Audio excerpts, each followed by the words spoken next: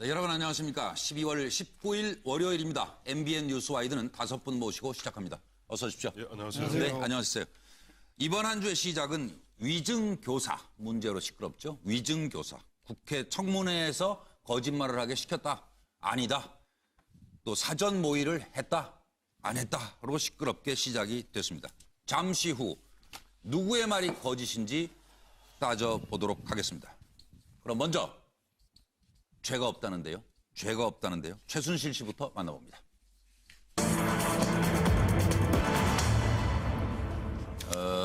첫 번째 재판이 열리고 최순실이 모습을 드러냈는데 입을 열고 하는 말씀이 박 대통령에게 모든 책임이 있답니다. 무슨 의도로 이 얘기를 한 거예요 도대체? 여러분 보시기에. 자, 일단 성실하게 재판을 받겠다. 당당한 최순실. 촛불이 무서워요. 내가 죽일 사람이 됐어요. 대통령 지시로 기밀 누설 범죄 혐의 인정. 대통령 지시로. 국정농단의 모든 책임은 박 대통령에게 있어요. 박 대통령 옆에 있다 보니 글쎄요, 이익을 좀 본 부분은 있어요. 성실하게 재판을 받겠어요. 그리고 태블릿 PC 감정을 신청합니다. 자기가 아니라는 거죠, 태블릿 PC가. 증거인멸 지시한 적 없다. 사무실 정리만 좀 하라고 했지요. 증거인멸하라고 그런 지시는 저는 못해요. 최순실, 국정농단의 모든 책임은 박 대통령에게 있다. 무슨 의미인가요? 들어보시죠. 얘기를 중점적으로 한 부분은 역시 문제가 되고 있는 공모관계입니다. 피고인과 그다음에 안종범 수석, 대통령 간에 3자 공모가 있었느냐 없었느냐 이 점에 대해서 공모가 없었다는 점을 강조를 하고 이 점에 대한 철저한 입증이 또 심리가 있기를 기대하면서 말씀을 드렸습니다. 11가지 전부 부인하시는 거예요? 뭐 전반적으로 그렇다고 보면 됩니다. 모든 혐의를 부인하시는 거죠? 네. 뭐 이거를 모든 혐의라고 해야 될지 모르겠는데 공모 관계 부분은 전혀 사실이 아닙니다. 대통령과의 공모 관계도 사실이 아닙니다. 네. 글쎄 어떻게 보면 저희가 여태까지 뭐 보고 들은 게 다 헛것이라는 얘기 같기도 하고. 이번 최순실 게이트 이 과정을 보면은 특히 뭐 검찰 수사를 받거나 그 국정조사 청문회를 하거나 과정을 보면은 도대체 전부 다 내 책임 아니다. 뭐 이런 식으로 다 나오고 있죠. 그래서 이것은 일단 그 국정농단은 박 대통령의 책임. 이것은 최순실 씨가 직접 이야기한 건 아니죠. 변호인단 답변서에 들어간 겁니다. 그러니까 변호인단 입장에서는 아까 그 이경재 변호사도 이야기했지만은 지금 박 대통령과의 공모 관계가 아닌 것은 아니다. 여기에 초점을 맞추고 있기 때문에 그 우리가 공모할 수 있는 그런 위치에 있지 않았다. 박근혜 대통령과. 그거죠. 그러니까 변호인 입장에서 최순실 보호를 하기 위한 것이죠. 대통령이야 뭐 어떻게 되든 말든. 그 최순실 씨 변호인은 그거는 뭐 상관없지 않습니까? 그러니까 최순실 변호를 위해서 계속 우리는 깃털이다. 그 몸통은 대통령이다. 이 주장을 하는 것이죠. 근데 지금까지 역대 모든 게이트, 지금은 뭐 차원이 다른 게이트지만은 모든 게이트에서도 깃털, 몸통 논란은 계속 있었죠. 이번에도 이런 식으로 계속 흘러갔습니다. 맞아요. 저기 황단 평론가 나이가 있어서 그런가요? 다 뭔 일 했는지 기억이 잘 안 나나 봐요. 무슨 일이 있었나? 아직 보면 뭐 치매 오실 나이들은 아닌 거 같고. 그러게요. 근데 이게 박근혜 대통령은 난 모른다. 나는 그와 같은 지시한 적 없다. 그렇죠. 대통령. 그다음에 저 최순실은 나는 내가 무슨 말씀하시는 거예요? 제가 무슨 국정농단을 해요? 만약에 그런 것이 있다면은 그것이 대통령인 박근혜 대통령한테 있는 거 아니겠어요? 제가 무슨 공직자예요? 저 공직자 아니에요? 아무것도 아니에요. 핑퐁 치다 보면서 쭉 모아요. 모은 다음에 나중에 결론. 박근혜 대통령은 순수한 마음으로 선의의 기업인들로부터 사익의 추구함 없이 했던 것뿐이고 보니까 거기서 약간의 뭐 좀 진행 과정에서 문제가 있었을런지 모르지만은 나는 대통령으로서 정상적인 국정 수행을 했고 이런 것이 바로 통치 행위입니다라고 주장하지 않으려나 싶습니다. 황 선생님. 박 대통령 측과 최순실 측이 입을 완벽하게 맞췄다고 봅니다. 서로 이 언뜻 보면 책임을 떠미는 것처럼 보이지만은 사실은 그게 아니라는 거죠. 조언해 달라고 해서 했는데 예. 그 좋은 대로 국정 운영이 된 부분은 결국은 대통령의 통치행위 차원에서의 책임 아니냐. 그렇죠. 이게 서로 예. 미루기가 아니라요. 예, 예. 국정 운영에 대해서 즉 통치적 행위에 대해서 결과가 안 좋았더라도 거기에 책임을 이렇게 물을 수 있느냐. 예. 다만 내가 잘못한 거라고는 조금 이해를 추구해서 덕을 좀 봤을 뿐이다. 그리고 대통령은 뭐라 했습니까? 최순실 씨가 개인적으로 좀 잘못한 부분이 있다. 또 일치하잖아요. 예, 예. 그러니까 잘못은 극소수화하고 나머지 큰 부분은 재단 운영이나 또 이 기밀 유출, 자료가 빠져나간 거, 그다음에 무슨 장관을 누구를 해야 하느냐 뭐 이런 거, 이런 거는 전부 다 국정 운영의 부분이다. 정확하게 일치하는 이야기를 진술하고 있다 봅니다. 네, 최재형 교수님. 저는 이에는 이, 예. 눈에는 눈이라는 그 함부라비 법전에 놓는 그 원칙을 최순실 씨가 지금 사용하고 있는 것이 아닌가 하는 생각입니다. 그래요? 어제 그 공개된 그 대통령의 그 탄핵 소추안에 대한 답변서를 보면 이런 이야기가 있습니다. 헌법상 연좌제 금지를 위배했다. 그 이야기, 왜 그 이야기를 했겠습니까? 저 보다가 조금 뜬금없다는 그렇죠. 생각이 들었어요. 그러니까 연좌제가 왜 나와요? 최순실 씨가 한 모든 행위가 사실은 최순실 씨가 박근혜 대통령의 친분을 이용해서 이렇게 전부 다 박근혜 대통령이 책임으로 떠넘기는 것은 헌법상 연좌제의 원칙을 벗어났다고 이야기하는 거죠. 그건 무슨 이야기냐면 최순실 씨가 다 했는데 그 책임을 박근혜 대통령이 최순실 씨하고 친분이 있다고 해서 내한테 덮어씌우는 건 말이 안 된다 이야기잖아요. 다 했다고는 또 없어요. 거기 자세히 읽어보면. 그러니까. 근데 지금 이제 모든 생각할 수 책임을 있다, 최순실 씨한테 지금 떠넘기는 하나의 그 논리잖아요. 예. 그렇다고 한다면 최순실 씨가 이 이야기를 들었는데 그럼 자기가 온빵 뒤집어 써야 되는데 그럼 어떻게 하겠습니까? 좀 이에는 이, 눈에는 눈처럼 아니에요. 이건 사실은 나한테 씌워요? 이건 나한테 씌워요. 박근혜 대통령 다 했잖아요. 이런 식으로 지금 맞받아칠 수밖에 없는 상황이지 않습니까? 일종의 형사사건에 복수의 혐의자들이 있을 때 서로 형량을 축소하기 위해서 떠넘기는 전형적인 재수 딜레마의 게임을 보는 것 같은데요. 딜레마. 재수의 딜레마를 보는 것 같은데 이걸 보는 국민들 입장에서는 정말 억장이 무너질 것 같습니다. 아니 그러니까 변호인들이 바빠지면은 좀 골치 아프지더라고요. 하여튼 이게. 뭐 그 과정에서 법적 다툼으로 가면. 그렇죠. 그 과정에서 변호인들은 아마 수입이 짭짤할지 모르겠지만 이 진짜 국민들은 정말 염장 지르는 그러한 맞아요. 모습들에 대해서 정말 통탄을 오르실 것 같습니다. 네, 양문석 의원으로 갑니다. 네, 뭐 같이 해먹을 때는 어리죠. 그러니까 들키기 전에는 어리죠. 들킨 뒤에는 회피고 배신이죠. 그게 뭐 너무나 뻔한 이 범부들의 행태들을 저들 똑같이 보여주고 있다. 하면 그런 이야기 우리 계속 많이 나왔었잖아요. 피보다 진한 물도 있더라. 그럼 연좌제 맞네. 문고리 3인방은 피부인데 최순실은 5장 6부라더라. 권력 서열 1위는 최순실이라더라. 이 모든 이야기를 이제 없었던 일로 하고 다 엎어버린 거잖아요. 그다음에 어려울 때 곁에서 도와준 사람이 어느 날 갑자기 시녀 같은 최순실이 되더니 갑자기 최근에는 어제는 키친 캐비넷으로 대한민국 유일한 키친 캐비넷이 됐단 말이에요. 다음 질문에 있어요. 그런 측면을 봤었을 때는 똑같은 것 같아요. 처음에는 안종범 안종범 수석이 박근혜 대통령에게 다 떠넘겼고, 그리고 순차적으로 박근혜 대통령이 최순실한테 다 떠넘겼고, 침묵하던 최순실이 나만 홈박 쓸 수 없다는 판단을 이제는 했고, 그러면서 다시 박근혜 대통령에게 뒤집어 씌우는 이러한 3인간에 있어서의 아주 재미있는 범부들의 고자질 경쟁이 시작됐다. 이막이 오른 것 같아요. 오늘 최순실 씨 얘기를 듣다가 생각난 건데요. 막 카메라 프레시 터지고 이러면 정신이 없잖아요. 막 기자들이 막 이러니까 검찰 출두할 땐 제가 잠깐 놀랐었는데 곰곰이 생각해 보니까 뭐 죄가 없어요. 그리고 굉장히 억울하다 이런 생각이 든 것 같아요. 자, 과연 최순실의 국정 관여는 1% 미만일까요? 그 부분을 좀 따져보도록 하겠습니다. 국정 관여. 최순실 국정 관여는 1% 미만이다. 그리고 키친 캐비넷이다. 이런 얘기가 나왔어요. 이 말풀이 해주시고 이 얘기를 듣는 국민들의 생각은 어떨지도 짚어봐 주십시오. 40년직이라고 볼 수 있겠죠? 두 여인의 훈훈한 결말이 될지. 자, 헌재에 제출한 박근혜 대통령의 답변서 내용입니다. 최순실의 국정관여는 1% 미만이다. 누가 계산했는지는 잘 모르겠어요. 하여튼 그 노건평 이상 득도 있는데 이게 뭐가 지금 문제냐.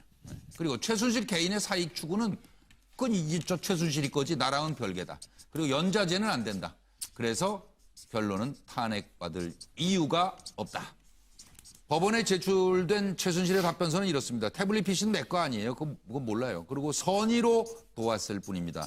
이익을 조금 본 부분은 인정을 할게요. 그거는. 그리고 국정농단은 그건 공적 책임 있는 대통령이 다 지셔야죠. 40년 지기 두 여인 박 대통령과 최순실 앞으로의 관계는 그동안의 관계도 궁금하긴 합니다만. 네. 탄핵소 반박 답변서에 나온 얘기죠. 언론에 제기된 의혹 대부분은 미르재단, K스포츠재단, 최순실 이권 사업 등에 국한되어 있을 뿐이다. 그리고 이는 피청구인이 대통령으로서 수행한 국정 전체의 극히 일부분에 불과하고 피청구인은 최순실의 이권 개입을 전혀 알지 못했다. 1% 미만은 아셨다는 얘기인가요? 어떻게 되죠? 이거 이따 좀 설명해 주세요. 그리고 대통령의 국정수행 총량 대비 최순실 등의 관여 비율 계량화한다면 이런 계량 수식이 있습니까? 그것도 누가 아시는 분 있으면 얘기해 주세요. 1% 미만이 되고 그 비율도 소추기관인 국회에서 입증해야 할 것이다. 국회가 머리 아프겠는데요. 이걸 어떻게 계량화해서 입증을 할까요? 들어보시죠. 단 한순간도 저의 사익을 추구하지 않았고 작은 사심도 품지 않고 살아왔습니다. 지금 벌어진 여러 문제들 역시 저로서는 국가를 위한 공적인 사업이라고 믿고 추진했던 일들이었고 그 과정에서 어떠한 개인적 이익도 취하지 않았습니다. 하지만 주변을 제대로 관리하지 못한 것은 결국 저의 큰 잘못입니다. 네, 양 의원님은 어떤 생각 드셨어요? 1% 미만이라는 이야기를 우리가 좋다 1% 미만이라 치자. 왜냐면 인정합니다. 1% 미만인데 올해 우리나라 총 예산이 얼마냐면요. 386조입니다. 386조. 그러니까 한 400조 정도 되죠. 그러면 1% 미만이면 4조 원입니다. 그렇기 때문에 이 1%라는 게 4조 원 정도를 주물렀다. 이게 죄가 안 됩니까? 키친 캐비넷이라고 이야기를 했는데 전 국민 5천만 중에 5천만 대 1의 경쟁률을 뚫고 한 명이 된 키친 캐비넷이 전 세계적으로 있었다라는 것은 아직까지 들어본 적이 없다. 아주 세계 기록과 국내 기록을 다양하게 경신하고 있네요. 제가 해야 될 것 같아요. 뭘 똑같이 쓰신 것. 그러니까 약간 좀 보면 왜 양문석 박사하고 나하고 생각이 같지? 약간 좀 기분이 좋은 듯 나쁜 듯 나쁜 듯 좋은 듯. 저는 일단 나쁩니다. 전 나빠요. 많이 나빠요. 굉장히 많이 나빠요. 아주 많이 나빠요. 두 분이 안 좋아하구나. 아주 불쾌한데 어쨌든 하여튼 두 분이 공통적인 거는 국정 관여를 돈 관여로 생각하셨다는 거네요. 일단 돈으로 먼저 이거 계량하라는 1%란 계량화를 했기 때문에 그래서 생긴 게 이제 예산. 국정 운영에 나머지 뭘로 하겠습니까? 그렇죠. 장관 한 사람의 몫을 자리를 얼마로 따지겠습니까? 수석 한 사람의 자리를 얼마로 따지겠습니까? 차관 한 사람. 결국 우리가 지금 계량할 수 있는 것은 우리 2017년도 예산이 400조니까 1%면 약 4조 가량 된다. 그게 전부 어떻게 그렇게 비슷하게 생각을 하지? 그러게요. 기분 나빠. 그다음에 두 번째 키친 캐비넷인데 딱 한 명이잖아요. 지금 늘 혼밥하셨던 박근혜 대통령이 유일한 키친 캐비넷 한 명인데 저는 만약에 변호인들이 저한테 그저 황태순 선생 내가 이렇게 인용해도 될까요? 하고 이렇게 이제 보니까 이렇게 별표해갖고 25자를 읽어보니까 이렇게 저렇게 썼던데 그러면 저는 이렇게 쓰지 말라고 그랬을 거예요.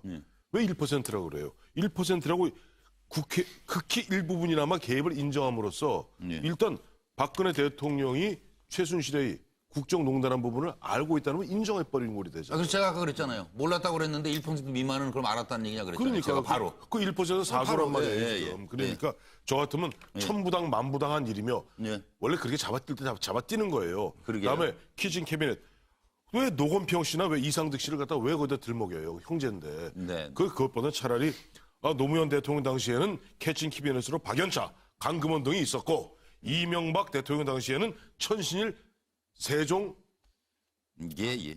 나무 세종나무. 세종나무 여행사 사장 이름 인사 있었다. 예. 라고 쳤어야지 형제를 갖다 쓰니까 이상하잖아요. 그것도 연저자까지 나오고. 네.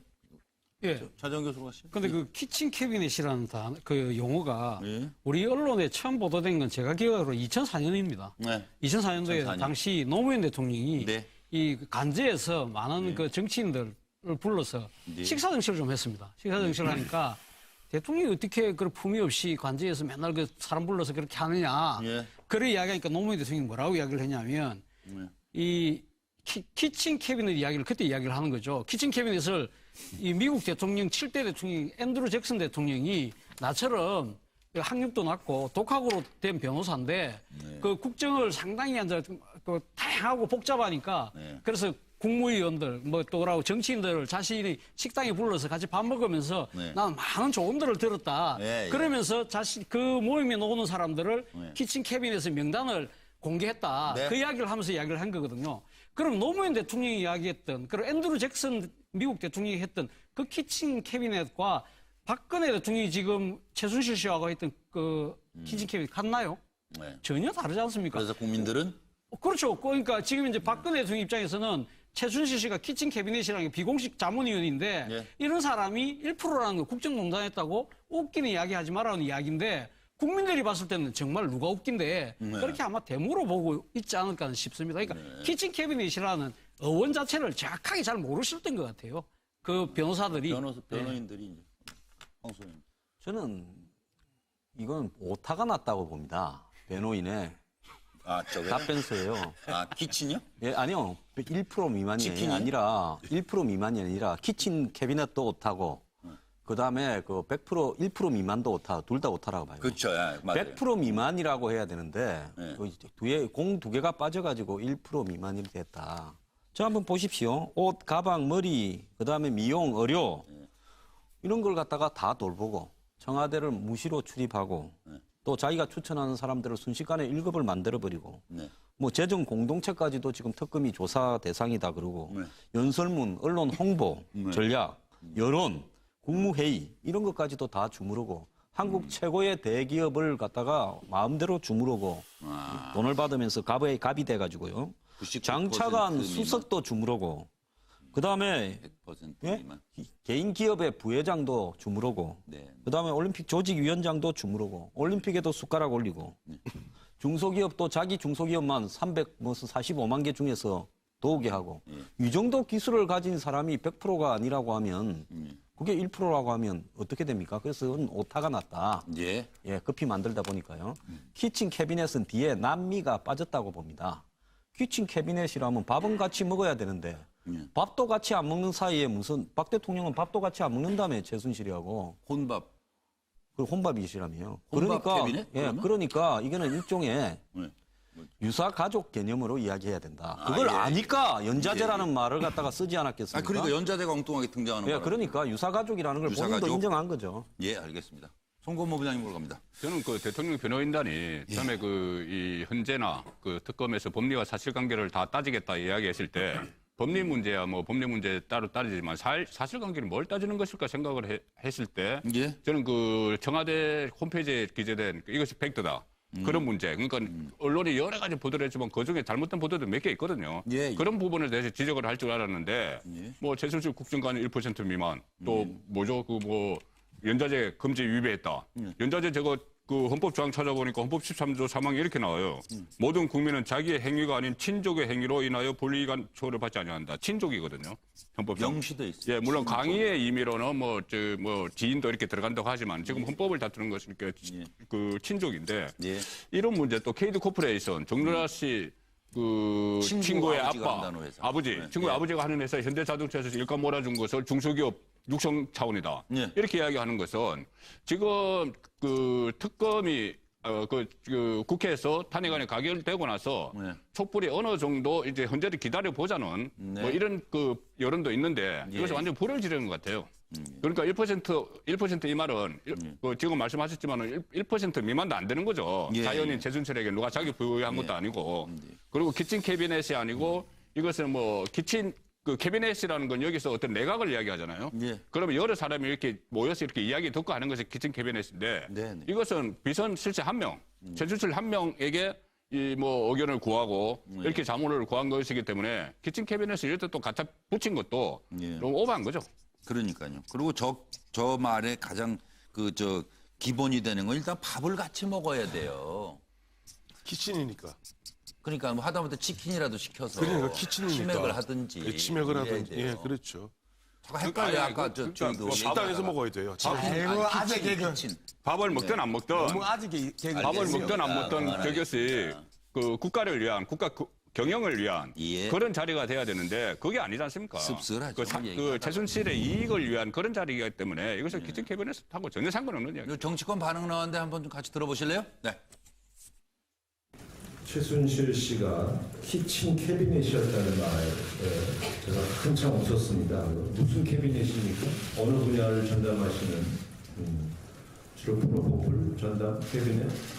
키친 캐비넷이 아니라 키친 오퍼레이터. 사실상 박근혜 대통령의 조종자였다. 쓸데없는 변명으로 국민들을 더 분노하게 만드는 그 변호인단부터 해체하는 게 맞겠다. 변호가 되는 것이 아니라 분노 유발자들이다. 작범들이 하는 소리를 대통령이 할 수 있는가 분노할 뿐입니다. 중대한 위법도 파면 요건에도 해당되지 않는다는 것입니다. 노무현 정부의 사례를 마구잡이식으로 걸고 넘어지는 물귀신 작전까지 보이고 있습니다. 법률 미꾸라지, 법률 뱀장어들에게 자문을 받지 않았다면 나올 수 없는 후안무치한 답변서이고 어떠신 말씀? 저도 어제 25쪽에 예. 따르는 걸 쭉 읽어보고 또 읽어보고 또 보면 법률 전문가들하고 좀 상의를 해봤어요. 얘기를 해봤어요. 예, 근데 지금 야권이 굉장히 보면 격하게 반응하거든요. 아, 그렇네요. 예. 망발이다. 네. 법률 미꾸라지다. 왜일까? 이게 지금 사실은 우리가 정서와 예. 일반 흔히 정서법과 예. 실제 법이 달라요. 조금. 예. 그래서 그 26쪽에 달하는 25쪽에 달하는 그 내용의 그런 내용들이 실제 이것을 심리해야 될 헌법재판관들로 봐서는 골이 지끈지끈할 거라는 것이 법률 전문가들의 공통적 의견이고요. 둘째, 아까 이제 연좌제 얘기하셨잖아요. 그 부분도 아니 뭔 얘기예요? 지금 연좌제랑은 이른바 가족들 문제인데 거기에 대해서 뭐 제가 한 건 아니고 아는 거죠. 기자가 청와대 담당자한테 취재를 한 결과 이거더래요. 아니 하물며 가족들의 죄 갖고 연좌를 안 시키는 법인데 가족이 아닌 사람 죄까지 연좌를 시켜서 어떻게 하느냐 그 취지라고 그러는데 어쨌든 앞뒤 잘리고 계속 나오는 것이 피보다 진한 물 얘기만 계속 나오니 어쨌든 간에 네. 그 변호인들이 정무적 감각이 좀 떨어지는 것만은 사실이에요. 저는 그리고- 정무적 감각이 떨어지는 게 아니라 예. 최소한의 정보 분석에 대한 나태함들이 너무 곳곳에 묻어 있는 거예요. 그리고 이 문제를 정말 법률적으로 법리 다툼을 할 것인가에 대한 의지가 있는 게 아니라 어쨌든 헷갈리게 해서 시간 끌기를 목표로 하지 않으면 이러한 1% 미만 연좌제 이런 표현들이 나올 수가 없다. 그리고 키친 캐비넷이라는 예. 이런 표현들을 쓸 수가 없다는 겁니다. 예. 나름대로 멋은 부렸는데 너무 나태한 답변서를 내놨다는 부분이 더 미운 거지요. 예, 국민들은. 어쨌든 이 얘기는 하고 있고 지금 6시 24분을 넘어가고 있으니까요. 국정농단이 오해에서 비롯됐다는 말을 또 들여다보도록 하겠습니다.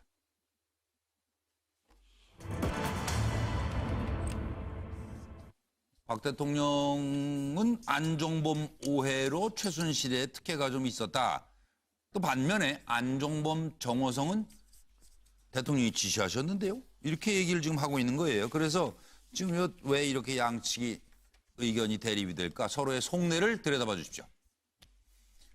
최순실 국정 개입에 대해서 서로 다른 입장을 보이겠습니다. 대통령은 대통령 대리인을 통해서 나온 얘기입니다만은 최순실에 대한 각종 특혜, 중소기업 어려움 해결을 위한 정당한 업무 수행이었다.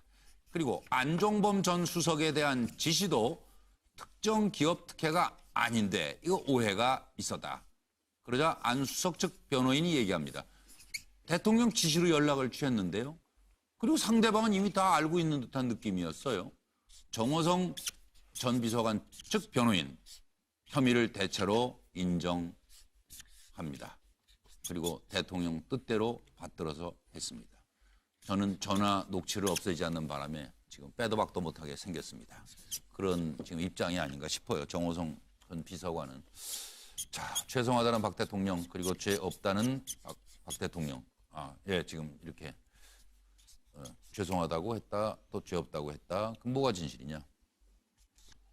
3번의 담화를 통한 이제 사과가 있었습니다. 내가 이러려고 대통령이 됐나 자괴감이 든다.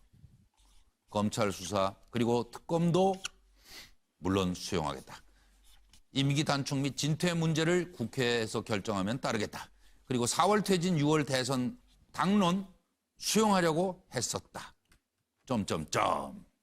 그런데 최순실은 여론 전달 키친 캐비넷이었다. 그리고 헌법, 법률 위배한 적이 없다. 최순실 국정관여 입증된 바가 없지 않느냐. 탄핵 절차에 흠결이 있는 것이다. 따라서 기각돼야 한다는 것이 지금 대통령의 생각인 것 같습니다. 전부 아니라면서 박 대통령 3차에 걸친 대국민 사과는 그럼 왜 하셨어요? 라는 질문이 나옵니다. 최순실 씨는 과거 제가 어려움을 겪을 때 도와준 인연으로 지난 대선 때 주로 연설이나 홍보 등의 분야에서 저의 선거 운동이 국민들에게 어떻게 전달되는지에 대해 개인적인 의견이나 소감을 전달해주는 역할을 하였습니다. 최순실 씨 관련 사건으로 이루 말할 수 없는 큰 실망과 염려를 끼쳐드린 점 다시 한번 진심으로 사과드립니다. 특정 개인이 이권을 챙기고 여러 위법 행위까지 저질렀다고 하니 너무나 안타깝고 참담한 심정입니다.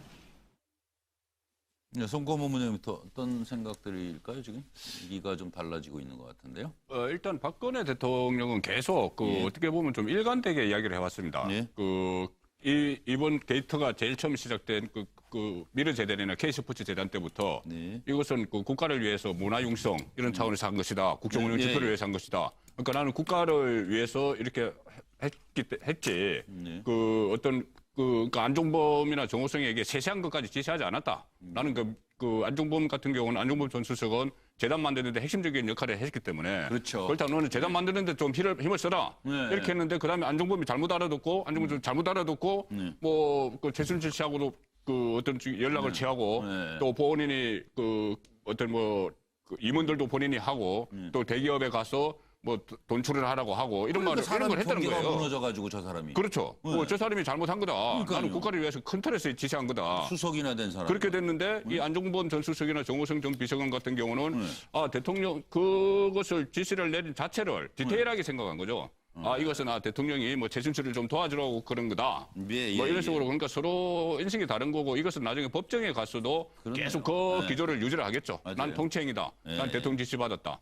계속 그쪽으로 가고 있었죠. 예, 황천 변호사님. 쉽게 안 송 끝나겠네요. 본부장하고 거의 표현만 다르지 똑같은 생각입니다. 박근혜 대통령 입장에서는 나는 그야말로 문화융성, 창조경제, 국민 행복이라는 나의 국정 지표를 위해서 정상적인 국정 수행을 했고 지난 10월 20일 대수비에서 내가 이미 대수비를 통해서 설명하고 해명한 대로 그야말로 우리 이제 보면은 이와 같은 일을 갖다가 가바넌스라고 그러죠. 민이 주도하고 조금 보면 정부가 뒷받침하는 그렇게 했을 뿐이다. 그렇게 이제 마음을 완전히 이제 굳힌 것 같아요. 뿐이다라고 이제 지금. 보면 이제 헌재라든가 확실하게. 등등해서 일관된 입장을 취할 것이고 그다음에 이제 안종범, 정호성 등은 저희야 그야말로 내시 아닙니까? 비서 아닙니까? 대통령께서 지시하시면은 꼼꼼히 빼곡히 적어서 내지는 빼곡히 녹음해서 그것을 갖다가 유관 관련자들에게 전달하는 것이 저희들이 몫이지 저희가 그래야 형량이 줄어들거나 그러겠네요, 진짜.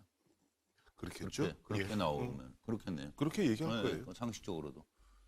이 홍콩의 주윤발로는 노아라 영화를 보거나 무협지를 보면 이래 이야기를 합니다. 네. 강호의 의리가 땅에 떨어졌다. 지금 이번에 보면 말입니다. 위에서부터 밑에까지 제 책임입니다라고 하는 사람이 대통령부터 시작해서 장차관 수석부터 내려와서 이제 쭉 차은택이부터 시작해서 최순실이 또 그 밑에 K스포츠의 이사장 과장에 이르기까지 단 한 명도 내 탓이다는 사람이 없어요. 전부 발뺌을 합니다. 이런 정도의 대형 사건에서 그래도 이 조폭 조직에도 몇 사람은 내 때문이다. 보스는 내 때문이다. 부하들 풀어주라. 이렇게 할 건데 말단부터 위에까지 전부가 다 그렇게 하고 있어요. 아마 역사상 해괴한 사건으로 남을 거라고 보는데요. 그런 어떤 말을 입장에서 보자면 대통령은 말기가 좀 어두운 사람, 말을 제대로 못 알아듣는 사람을 왕수석을 시켜서 부리고 있었다라는 걸 의미하는 거 아니겠습니까? 네. 그렇잖아요. 네. 내가 A라고 했는데 B, C까지 해버리는 사람이면 그 말기가 어두워도 한참 어두운 거 아닙니까? 그렇죠. 그런 사람을 수석 중에 왕수석으로 그다음에 비서관 중에 뭐 거의 비서실장에 버금가는 비서관으로 두고 국정을 해왔다. 자, 내가 언제 시켰냐 하는 게 지금 대통령 입장이에요. 이게 참 보기가 딱합니다. 걔아들 속으로는 그러겠죠. 수첩 녹취 몰랐네. 그리고 지금 안종범이나 정호성은 우리가 녹취가 있고요. 그다음에 꼼꼼히 받아 적기 있어요. 이러니까 저 두 사람은 이거 뭐 서로 간에 의리가 없는데 여기서 가면 한참 간다. 그래서 우리는 못 가겠다. 그렇죠. 시킨 대로 했을 뿐이다. 증거 있습니다. 이거인 거 아니겠어요? 저는 압수수색에서 갖고 가기 좋게 딱 검찰 보이는데 갖다 놨다가요. 전화기하고 수첩을요. 아, 없애려고 하는 의도가 아예 없었다, 처음부터. 애초부터 없었죠. 그 있다 하면 저런 게 압수 안 됩니다. 차재원 교수님. 예, 뭐 저도 비슷한 맥락인데요. 그러니까 그 박근혜 대통령이 지금 이 사건 터지고 나서 유일하게 일관된 모습을 보이는 부분이 자신의 책임과 관련된 부분입니다. 예.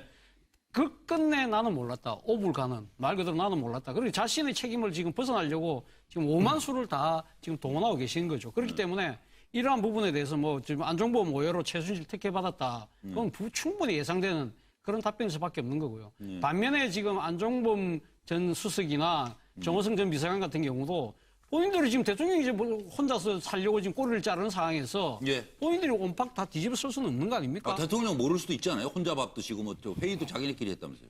아, 근데 대통령이 지시를 설마. 했잖아요. 그러니까 본인들 지시를 받았으니까 대통령 지시한 거는 대통령 스스로도 아실 거 아니에요. 이거 두 사람한테 지시한 게 네, 있으니까. 그렇죠. 지시한 게 대통령이. 있으니까. 근데 문제는 대통령이 지시는 했지만 그 뜻이 아니고 다른 뜻으로 오해를 했다는 그러니까 것이 오해했다고 그 그러잖아요. 이야기인데 본인들은 오해를 한 게 아니고 바로 제대로 들었다는 거 아닙니까? 제대로 들었다고 해야지 대통령이 시키지 않은 걸 했다고 하면 본인들이 온박 다 뒤집어서 해야 되는데 그렇게 어떻게 하게 됐습니까? 대통령이 바른 지시를 했고 우리는 거기 충실히 따랐습니다.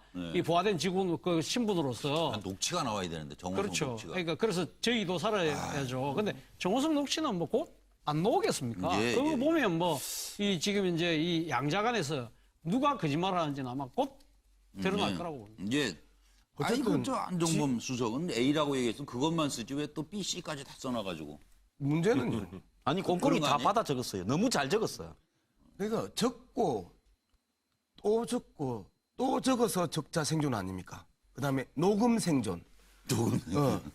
그런데 현재까지 오해와 확인이 동의하냐라고 제가 이제 따져 물을 수밖에 없는 건데. 예.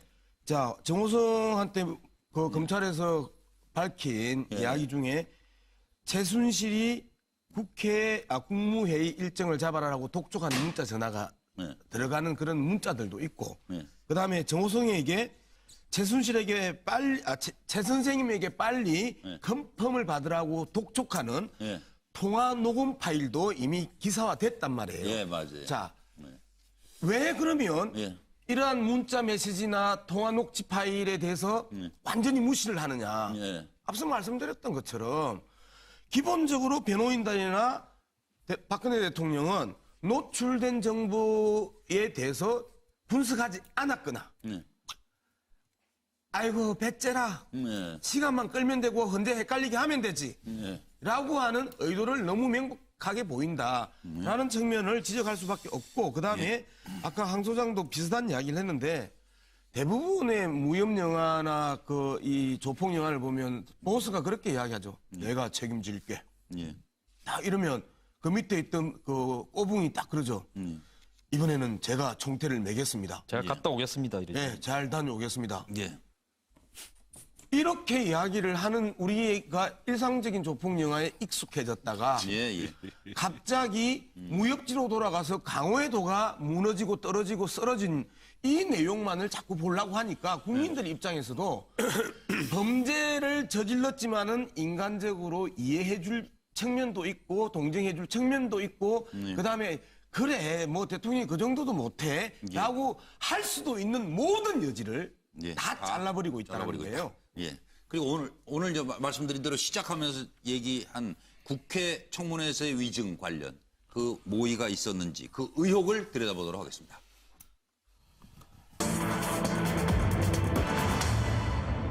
사전 모의가 아니라고 그랬어요. 그랬는데 하나가 드러났습니다. 정동춘 전 K스포츠 재단 이사장과 친박 의원 세 사람이 만났다는 겁니다.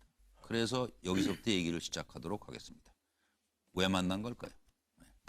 왜 만난 걸까요? 태블릿 PC를 훔친 것으로 하자. 위증 모의 의혹의 진실은 무엇인지를 지금부터 파헤쳐 보겠습니다.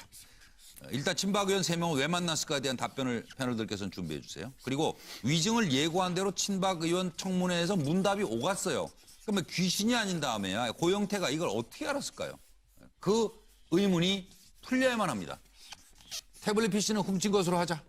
정동춘 전 KBS래요. K스포츠 재단 이사장 4일 이완영이 박헌영 연결을 부탁했다. 이완영 의원을 말씀합니다. 이완영 의원이 태블릿 PC를 물어 박헌영에게 연락을 했다. 9일날 이완영 의원실에서 친박 3명이 만났다.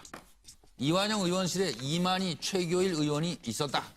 그리고 노승일 부장이 내게 앙심을 품고 거짓을 주장하고 있다라는 것이 정 이사장의 지금 얘기입니다. 정 전 이사장. 노승일 전 K스포츠 재단 부장은 정동춘을 만난 박헌영이 이 박헌영 과장이 이제 여기서 등장을 하는데 투덜거리면서 이완영 의원한테 전화가 왔다고 하더라. 그러면서 정동춘, 박헌영 진실 게임으로 몰아갈 가능성이 크다. 진술 지시 행위 없었다고 부인할 것이다. 슬슬 헷갈리시죠, 이제? 누구 말이 맞는지. 자, 이완영, 최순실 국조특위 전 간사. 이 이완영 의원은 박헌영의 위증 지시한 일 없다. 결코 없다. 오늘 기자회견을 통해 밝혔습니다. 그리고 12월 4일에 정동춘을 처음 만나 전해 들었다. 이건 인정했습니다. 고영태가 태블릿 PC 들고 다닌다고 들었다. 정동춘이 이렇게 말해서 이제 이때 이제 박헌영을 연락해봐라. 직접 확인하게 이랬다는 겁니다, 지금. 그러니까 고영태가 태블릿 PC 들고 다닌다고 들었다. 그런데 정동춘 말에 신빙성이 없어서 질의 준비를 안 했다. 이건 맞아요. 이완영 의원이 물어본 게 아니에요. 물어본 건 이만희 의원이에요. 최순실 국조특위 의원이 이만희 의원이 이때 이제 같이 있었다는 거 아니에요? 그래가지고 박헌영 만난 적은 없대요, 이만희 의원은. 근데 청문회 전에 제보를 확인했을 뿐이다. 이거 고영태가 덫을 놓은 거다. 덫에 걸렸다는 거예요. 정동춘, 친박 의원 3명 만났다. 만나서 도대체 어떤 시나리오를 생각했던 걸까요? 네. 이 청문회에서 다 하고 있는 것 같다. 국민들에게 진실만을 알려야 되고 증인들에게 중요한 자료도 얻어내야 해야 될 곳에서 첫 번째로 국회의원이라는 신분으로 정해진 증인과 미리 채택을 해서 잘못된 질의응답을 미리 작성하고 오늘 이제 K스포츠 재단에 있는 사람 박헌영 하고 정동춘 이사장하고 미리 질의응답을 주고받고 이렇게 할 테니 이렇게 가자라는 식의 질의응답을 했는데 그게 이제 정보가 샌 거예요. 그래서 이제 그거는 알고 있었고 나 이렇게 질문하면 이렇게 답을 하겠다고 미리 정해놓고 가는 게 그게 국민들을 희롱하는 거지. 그게 무슨 어떻게 알게 되셨어요, 그거는? 그거는 이제 그걸 증인한다는 애들이 떠벌리고 다녔으니까. 질의응답을 정한 의원이 누구예요? 그런 의원이 제가 알기로는 이완영 간사. 정상적인 일이 아니잖아. 범죄하는 기분이었다. 아니 범죄 맞잖아. 범죄 맞고. 저는 국정조사에서 박헌영 과장이 위증을 하도록 부탁을 하거나 지시한 적이 전혀 없습니다. 이 엄정한 국정조사에 특정 세력이 여당 죽이게 나선 것은 아닌지 심히 의심스럽습니다. 박은영 과장에게 위정하라고 한 적은 전혀 없었다는 점을 국회의원직을 걸고 다시 한번 말씀을 드립니다. 22일이면 누가 거짓인지 누가 진실인지 밝혀질 것입니다. 또한 위정교사와 관련하여 모든 법적 조치를 검토하고 있다는 것을 알려드립니다. 지금 위증을 교사했다고 하는데 어떤 팩트가 위증이고 제가 무엇을 교사한 게 됩니까? 제가 태블릿 PC가 최순실이 건데 그걸 고영태 거라고 이렇게 얘기를 하라 했습니까? 아니면은 사무실에서 이렇게 돌아다니는 걸 못 봤다고 이렇게 얘기를 하라고 얘기했겠습니까? 없는 걸 봤다고 얘기하라고 했어요. 저는 박헌영이라는 사람은 그 전에도 지금 이 순간까지도 저는 전화 한 통 한 사실도 없고 만난 사실도 없습니다. 네. 지난 일요일 날 새누리당 국조위원과 접촉한 적 있죠? 네. 네. 박헌영 증인, 정동춘 증인이나 아니면 새누리당 모 위원님과 여기에 증인으로 나오는데 접촉한 적 있습니까? 오기 전에 있습니까? 없습니까? 없습니다. 증인은 태블릿 PC가 최순실 것이라고 인정했습니다. 맞죠? 네, 제 생각엔 그렇습니다. 맞죠? 책상은 고영태의 것이라고 했습니다. 맞죠? 네, 증인이 책상 주인은 아니지요? 맞습니다. 증인이 책상 서랍 안에 있던 PC, 태블릿 PC의 주인도 아니지요? 그렇습니다. 자, 여기에 태블릿 PC의 증거 능력을 문제 삼으려고 오늘 나오신 것 같은데 결정적으로 실수한 게 있습니다. 태블릿 PC 소유는 최순실 것이다라는 증언을 그런 증언을 드리려고 나오지 않았습니다. 박헌영 증인, 오늘 왜 나왔습니까 여기? 무슨 얘기하러 나왔어요? 정동춘 증인, 네. 지난 일요일 날 새누리당 국조위원과 접촉한 적 있죠? 네. 네. 박헌영 증인, 정동춘 증인이나 아니면 새누리당 모 위원님과 여기에 증인으로 나오는데 접촉한 적 있습니까? 오기 전에 있습니까? 없습니까? 없습니다. 증인은 태블릿 PC가 최순실 것이라고 인정했습니다. 맞죠? 네, 제 생각엔 그렇습니다. 맞죠? 책상은 고영태의 것이라고. 일단 지금 여당 위원들이 이 태블릿 PC 위증 논란 진상 규명을 위한 긴급 전체 회의를 오늘 오후 4시 반부터 시작했던가요? 네, 4시 반부터. 네, 지금 아직 들어오는 소식은 없습니다만 이게 큰 문제입니까? 이게 사실로 드러나면 큰 문제인데 아직은 어떤 위정 교사를 했다든지 아니면 말맞추기를 했다는 것은 지금 서로의 주장만 있을 뿐입니다.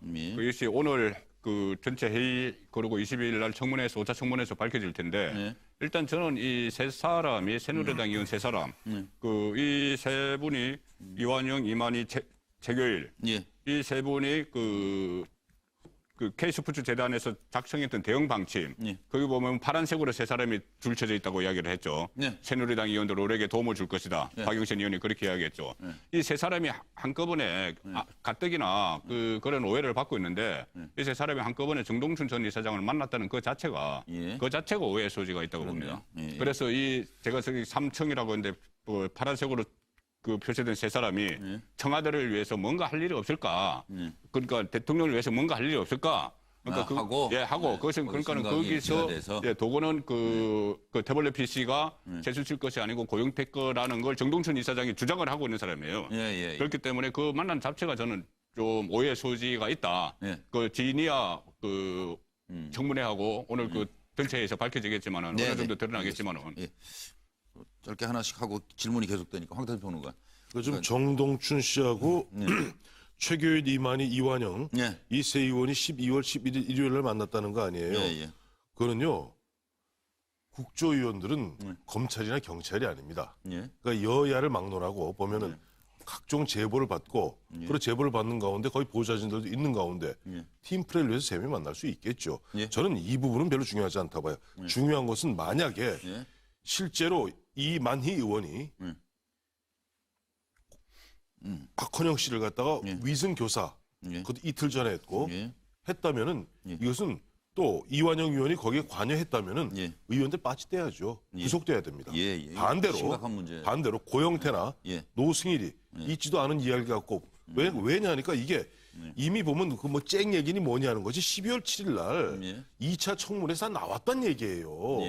나왔던 얘기인데 그거 갖고 11일을 지나서 그 11일이 굉장히 중요한 게 일요일 날 검찰에서 공식 발표하기를 최종 수사 결과 발표하기를 태블릿 PC는 최순실의 것이다 라고 발표를 합니다.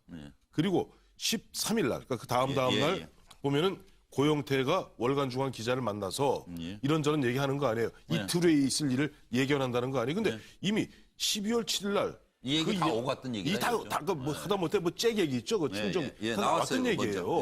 이완영 그 당시 이완영 의원이 고영태한테 묻습니다. 근데 고영태가 일관되게 아니요 얘기해서 이게 뒤집어지면 고영태 감옥 가야 됩니다.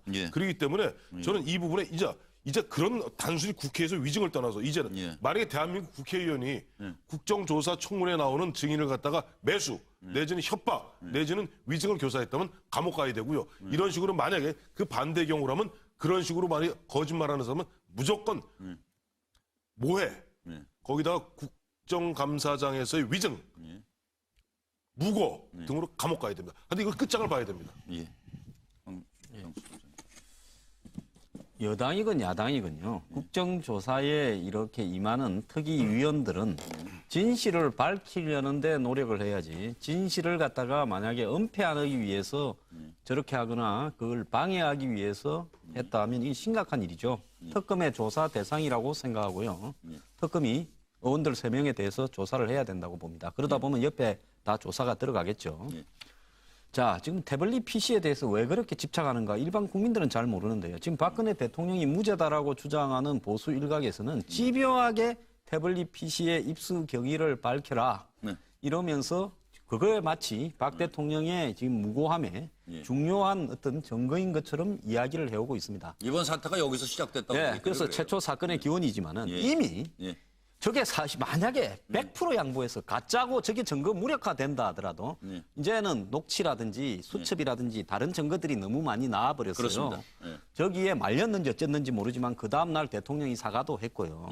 그러면서 이제는 더 이상 저 문제가 마치 탄핵에 있어서 모든 잘못을 뒤집을 수 있는 그런 어떤 증거가 되지도 못합니다. 그런데 그럼 왜 저렇게 여당 의원들이 집착을 한 것처럼 이렇게 비춰지느냐. 자, 최순실이 것이 아니고 고영태 것이라고 한다. 혹시 뭐 최순실이 처음에 잠깐 썼을 줄은 몰라도 주로 고영태가 갖고 있고 고영태 것이라고 소유라고 한다면 이거는 이제 태블릿 PC의 증거 능력이 무력화되는 거죠. 그렇죠. 소유자가 잘못된 거니까 애초에요. 맞습니다. 그다음에 두 번째로는 JTBC가 옳은 증거라도 불법으로 입수를 해서 검찰에 내놨다면 이것도 또 잘못된 것이다. 이걸 갖다가 불법 입수, 그래서 흔히 이야기하는 독수에는 독과가 열린다. 검찰이 이야기하는 잘못 취득된 증거는 인정할 수 없다라는 부분에 대한 걸 이야기하고 싶은 겁니다. 저게 만약에 이 검찰의 압수수색에 의해서 탁 그냥 이 K스포츠 사무실에서 나와버렸다 하면 이런 말을 일체 못할 거예요. 그런데 저게 최순실이 쓰다가 이제 저게 구형이 되었겠죠. 그러니까 이제 내버렸고 그러다 보니까 그 다음에 고영태가 들고 다녔는지 모르지만은 저것이 이제 입수되는 과정에 있어서 지금 박 대통령 무죄라는 사람이 집요하게 주장하는 부분에 대해서 새누리당 3명이 저기에 대해서 또 실제로 저렇게 입을 맞추려고 정인들과 이야기를 했다 한다면 그것은 지금 이 친박 진영에서 일관되게 주장하는 태블릿 PC 증거 무력화와 괴를 같이 하고 있는 거다. 이렇게 봐야 됩니다. 아니, 그럼 국가기밀이나 인사정보가 저기다 들어있었다는 거 아니에요? 그래서 뭐 검찰이 이미 최순실이 아니라면은 그럼 검찰이 이미 발표를 할 때는 저게 자체적으로 와이파이 기능이나 요즘처럼 LTE 되는 게 아니라 당시 스마트폰에 연동해 가지고 쓰는 부분인데 최순실의 스마트폰과 독일 제주도에 다 일치한다. 또 저기에 나왔던 최순실 가족 모임의 관계자나 이런 사람들을 통해서 실제로 그 당시에 찍었던 사진에 대한 정황도 물었다. 그다음에 이제 저기에 이렇게 최순실이 지금 보낸 사람 받은 사람의 내용으로 봐서는 최순실께 100% 맞다라고 검찰은 이야기하고 있는 거죠. 확인했어요. 그런데 검찰의 그 어떤 인정을 부분을 불법하게 입수되었고 실제 주인이 최순실이 아닐 수 있다라는 주장으로 무력화를 시키려고 집요하게 시도를 하고 있는 거죠. 예. 그러면 차재원 교수님 생각은? 예, 뭐 사전 모의 아니라고 하면서 지금 세 분이 만난 거, 그러니까 지금 4명이 만난 거에 대해서 많은 네티즌들이 상당히 민감하게 반응하더라고요. 그 이유가 뭘까 생각을 해보니까 저는 지난번 국정감사 때의 대자비가 아닌가 이런 생각이 들더라고요. 사실 9월 20일 날이었죠. 한겨레 신문이 처음 최순실 씨를 지면에 보도를 하면서 문제가 이제 본격적으로 시작이 됐는데 그 한 일주일 뒤에 이정현 새누리당 당대표가 이 김재수 농림부 장관 해임 그 투표안에서 비롯된 정세균 의장의 발언을 이유로 해서 단식에 들어갑니다. 그러면서 무슨 사건이 벌어지느냐. 국정감사가 파행되면서 국정감사가 상당히 미뤄집니다. 물론 그 뒤에 일주일 뒤에 다시 국정감사가 재개됐지만 10월 6일 날 교육문화위원회에서 당시 야당이 강력하게 주장했던 이 최순실, 차은택 정인에 대한 정인 채택을 여당이 강력하게 반대합니다. 그리고 바로 10월 12일 날 국회 기재위에 정인으로 출석했던 당시 그 정경련, 지금도 뭐 정경련 부회장이죠. 이승철 부회장이 뭐라고 이야기를 합니까? 이 지금 그 재단의 모금에 대해서 물어보니까 검찰이 수사 중인 사항이라서 말할 수 없다. 끝끝내 오리발을 내미지 않습니까? 노코멘트로 할 때 그때 계속적으로 야당 의원들이 질문했을 때 여당 의원들이 뭐라고 얘기했습니까? 주제에 맞는 질의해라. 그러면서 일종의 이승철 그 부회장에 대한 디펜스를 쳤거든요. 그렇다고 한다면 이번에도 그러면 결국은 지금 이 국조청문회에서 지금 친박계 의원들이 소위 말해서 국정감사 때와 똑같은 그런 스탠스를 취하고 있는 거 아니냐는 의혹을 살 수밖에 없는 거 아니겠습니까? 참 공교롭게도 말이죠. 이번에 만났던 정동춘 이사장이 이번에 국조청문위원들의 성향 분석을 했습니다. 성향 분석을 해서 친박이라고 하면서 자신들에게 우호적으로 이야기한 세 분이 있습니다. 최교일, 이완영, 그리고 또 이만희 의원을 파란 걸로 표시를 했습니다. 공교롭게도 그분들하고만 딱 만났거든요. 그렇다고 한다면 국감 때의 그러한 행위를 또 뭐 여당 의원들이 하고 있지 않을까라는 의심을 충분히 살 수 있는 거 아닐까요? 저도 진실은 모릅니다만은 이 부분에 대해서는 바로 그 때문에 특검에서 제대로 수사를 해야 될 것 같습니다. 잠깐 들어보세요.